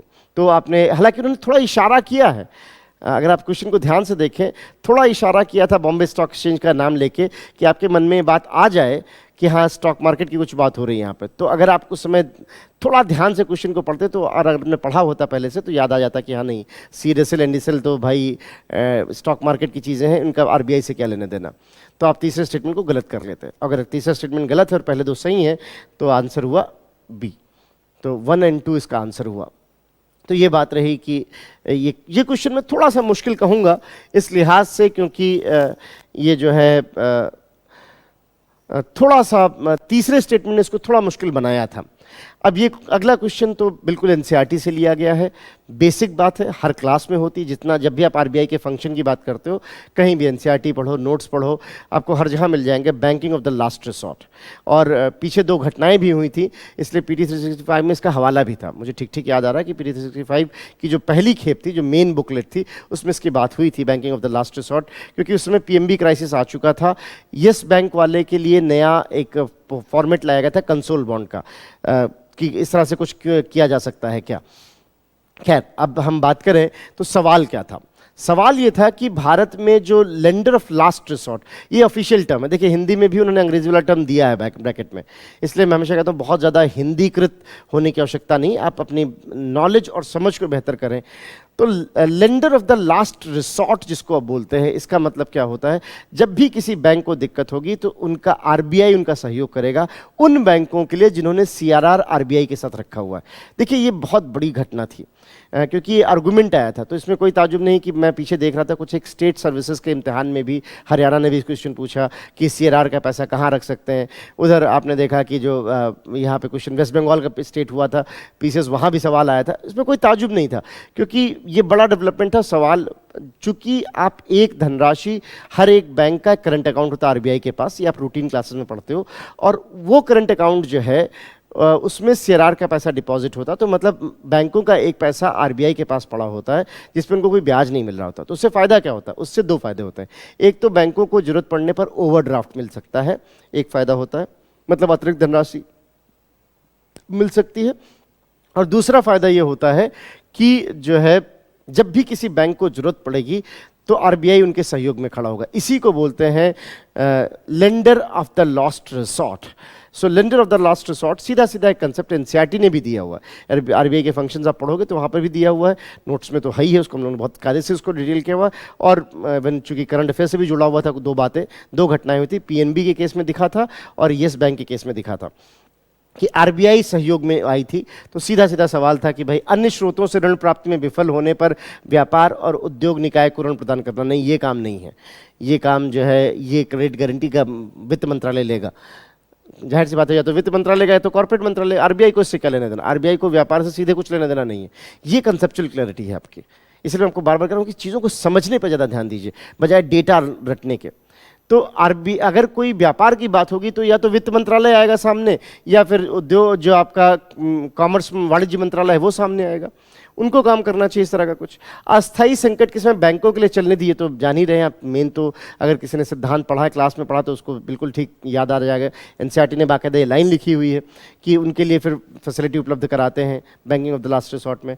बजटीय घाटों के वित्तीयन के लिए सरकारों को ऋण देना, ये काम जाहिर सी बात है इसका नहीं, वो पब्लिक डेट मैनेजमेंट में होता है। एक शब्द होता है जिसको आप पब्लिक डेट मैनेजमेंट कहते हो, जो लोक ऋण का प्रबंधन होता है। तो इसमें जाहिर सी बात है आंसर सीधे सीधे बी था, केवल 2। तो ये जो है इसको भी मैं कहूँगा कि थोड़ा सा करंट अफेयर से जोड़ा हुआ था सवाल को, लेकिन थ्योरेटिकल क्वेश्चन था। इस क्वेश्चन को मैं आसान ही कहूँगा क्योंकि सीधे सीधे क्वेश्चन पूछा गया था। तो इस प्रकार से अगर आप देखें तो कुछ क्वेश्चंस थे जो इस बार आए, और इन 14 क्वेश्चंस में अगर आपके कंसेप्ट क्लियर होते तो बड़े आराम से आप 11-12 क्वेश्चन कर रहे थे। एफडीआई वाले क्वेश्चन को मैं मानता हूँ थोड़ा मुश्किल था, और कुछ हद तक मैं कह सकता हूँ कि जो ये क्वेश्चन पूछा था आरडीजी अकाउंट को लेकर, वो थोड़ा मुश्किल कहा जाएगा, क्योंकि उसमें तीसरे क्वेश्चन ने हो सकता है कि कुछ विद्यार्थियों ने गलती की, और इस तरह के क्वेश्चन पे गलती कर जाना गड़बड़ नहीं है। ऐसे 8-10 क्वेश्चन आपके गलत हो सकते हैं जब आप टोटल लिस्ट निकालोगे सब में। तो इकोनॉमिक्स में 1-2 क्वेश्चन पे मैं गलतियों को मानूंगा, स्वीकार करूंगा कि भाई आपने एफडीआई वाला क्वेश्चन गलत किया था, आपने ये वाला क्वेश्चन गलत किया था, वो स्वीकार योग्य है, वो मतलब जिसको ना सम्मानजनक गलती है। जिन लोगों ने छोड़ दिया उनको मैं बोलूँगा थोड़ा स्मार्ट निकले कि हाँ, क्योंकि क्वेश्चन कंफ्यूजन क्रिएट कर रहा था तो क्यों जाना उस पर। बाकी आप देख रहे हैं कि कंसेप्ट बेस्ड थे, तो 14 में से 11-12 क्वेश्चन हो सकते थे सही। फिर भी मैं कहूँगा कि एग्जामिनेशन प्रेशर में, चूँकि हम आराम से बात कर रहे हैं तो बात अलग होती है, एग्जामिनेशन प्रेशर में 1-2 गलतियाँ टेक्निकल हो जाती हैं, लेकिन 14 में से 10-11 क्वेश्चन आपके होने चाहिए थे। आई होप आपको समझ में आया कि क्वेश्चन कैसे पूछे जाते हैं, तर्क क्या है। एक जो बहुत कॉमन मिस्टेक आप अर्थशास्त्र में करते हो, आप बहुत सारा आंकड़ा रटने की कोशिश करते हो। आंकड़ा रटने के बजाय उसके तर्क को समझने की कोशिश करिए कि वो चीज़ क्यों हो रही है, उसके क्यों को समझिए, उसके कॉज को समझिए, उसके कारण को समझिए, उसके विकल्पों को देखिए, वो ज़्यादा बेहतर होता है। आपने देखा, आपको एक छवि होगी कि इकोनॉमिक्स का मतलब बहुत सारे आंकड़े, 15 क्वेश्चन दिखा दिए, एक भी आंकड़ा बता दीजिए, आपको दिखाओ कहीं तो एक भी आंकड़ा, मैं तो पूरे दावे के साथ 15 क्वेश्चन में कर रहा हूँ, एक भी आंकड़ा बता दीजिए। मतलब क्वेश्चन आंकड़ों पर नहीं है। एक बार फिर मैं खुद कहूँगा एक शिक्षक की हैसियत से, और चूँकि हम लोग लगातार कोशिश करते हैं कैसे आपको इम्तिहान में सहयोग कर पाएँ, तो आप ये सब जो मैंने आपको बताया और साथ में स्रोत भी बताता चला कि हाँ देखिए ये स्रोत है, इन पे आप ध्यान दें। और विजन 365 में आप लगभग सारी बातें वहाँ पर, और हम लोग बाकायदा उस पर विमर्श भी करते हैं ताकि आपको और उस पर लाभ हो पाए। फिर भी इससे पहले चलते चलते मैंने जैसे आपको शुरुआत में कहा था कि जब भी प्रीलिम्स में इकोनॉमिक्स की बात रहे तो 5-6 बातों पे आप जरूर ध्यान दें। एक तो बैंकिंग सिस्टम ठीक से पढ़ें, मुद्रास्फीति ठीक से पढ़ें, जो है सार्वजनिक वित्त को बहुत अच्छे से पढ़ें, सार्वजनिक वित्त और एनसीईआरटी के जो मूलभूत बेसिक सिद्धांत वाले पहले 3-4 चैप्टर हैं उनको ठीक से पढ़ें, इसके अलावा थोड़ा करंट अफेयर्स पे अगर नजर रखेंगे तो आप देखेंगे कि आप ठीक ठाक स्थिति में बन रहे हैं। मेंस के लिहाज से मैं एक बार फिर आपको याद दिला दूं, खाद्य सुरक्षा एक बहुत महत्वपूर्ण घटक है। चूंकि कोऑपरेटिव मंत्रालय बना है तो उस पर जरूर ध्यान दीजिएगा। तो खाद्य सुरक्षा, कॉर्पोरेटिव मंत्रालय, ये एक बहुत महत्वपूर्ण सवाल दिख रहा है। इसके अलावा खाद्य सुरक्षा क्यों, क्योंकि एफएओ को लेकर कुछ है, प्लस जो है आपने देखा अभी पीछे श्रीलंका में समस्या आई है, यूके में समस्या आई है, तो ऐसे में खाद्य सुरक्षा को लेकर जरूर तैयार रहें। खाद्य सुरक्षा और इसके अलावा एफएओ में उसमें क्या योगदान है, तैयार रहें आप अपने सवालों के साथ कि कुछ ना कुछ लेबर रिफॉर्म पे आएगा। तैयार रहें, कुछ ना कुछ कॉरपोरेशन या सहकारिता से समृद्धि या इससे जुड़ा हुआ कुछ ना कुछ सवाल वो पूछ सकते हैं। चूंकि ऑपरेशन ट्विस्ट हुआ है तो मैं अभी भी फिर भी कहूँगा कि हालांकि प्रीलिम्स में क्वेश्चन आ चुका है, लेकिन फिर भी प्रतिभूतियों के बाजार का जोड़ते हुए कि प्रतिभूतियों का क्या पक्ष विपक्ष, उसको भी थोड़ा जरूर आप प्राथमिकता दें मेंस के इम्तिहान में। इसके अलावा जो है इस बार के मेंस में अगर आप देखें तो चूंकि आज जब हमारे प्रधानमंत्री आप जान रहे हो कि आज वो शायद वो रोम जाएंगे और कल ग्लासगो जाएंगे, तो ग्लासगो में एक बार फिर बात वही उठ रही है जो भारत ने बहुत पहले कहा था, one sun one world one grid. तो ऐसे में सौर ऊर्जा और वैकल्पिक ऊर्जा के जो बातें हैं उसको बहुत ध्यान से देख लीजिएगा। चूंकि राष्ट्रीय संरचना पाइपलाइन है उसको जरूर ध्यान से देख लीजिएगा। और एक नई जो जिसको आप बोलते हो कि हमने जो एक मोनेटाइजेशन पाइपलाइन बनाया हुआ है, मौद्रीकरण पाइपलाइन जो बनाई है, राष्ट्रीय मौद्रीकरण पाइपलाइन 6 लाख करोड़ की, ये कुछ बहुत महत्वपूर्ण चीज़ें हैं मेंस में। अगर मैं आपको आप सभी को शुभकामनाएं कि आप मेंस लिखें। अगर आप मेंस लिख रहे हो तो इन चीज़ों को जरूर देख लीजिएगा अनिवार्य रूप से। इसके अलावा एक छोटी सी बात मैं चलते चलते और ऐड करूँगा कि चूँकि इस बार के इकोनॉमिक सर्वे ने ये हाईलाइट किया था कि शायद हम फार्मा सेक्टर में बहुत आगे आ सकते हैं और नीतियाँ ऐसी बनाई गई हैं, ऐसे में आप संभावित प्रश्न उस पर भी देख सकते हो कि फार्मा सेक्टर पर आधारित, और उसके लिए अर्थ जो आपका इकोनॉमिक सर्विस में बाकायदा एक पूरा बॉक्स दिया हुआ है कि फार्मा सेक्टर की संभावनाएं क्या हैं, आप उसको भी देख सकते हो। तो ये कुछ महत्वपूर्ण टॉपिक हैं जो आपको मेंस में, इस बार के मेंस में जरूर ध्यान रखनी चाहिए। लास्ट मोमेंट में वो आपको जरूर सहयोग करेंगे, ऐसा मैं उम्मीद करता हूँ। मैं ऐसा कोई गेस नहीं कर रहा, मैं प्राथमिकताओं के आधार पर बोल रहा हूँ कि ये चीज़ें महत्वपूर्ण दिख रही। बाकी इम्तिहान में आप देखेंगे कि हाँ किस तरह से चीज़ें हैं। तो आज के लिए इतना ही। आई होप आप इस डिस्कशन से लाभान्वित हुए। धन्यवाद।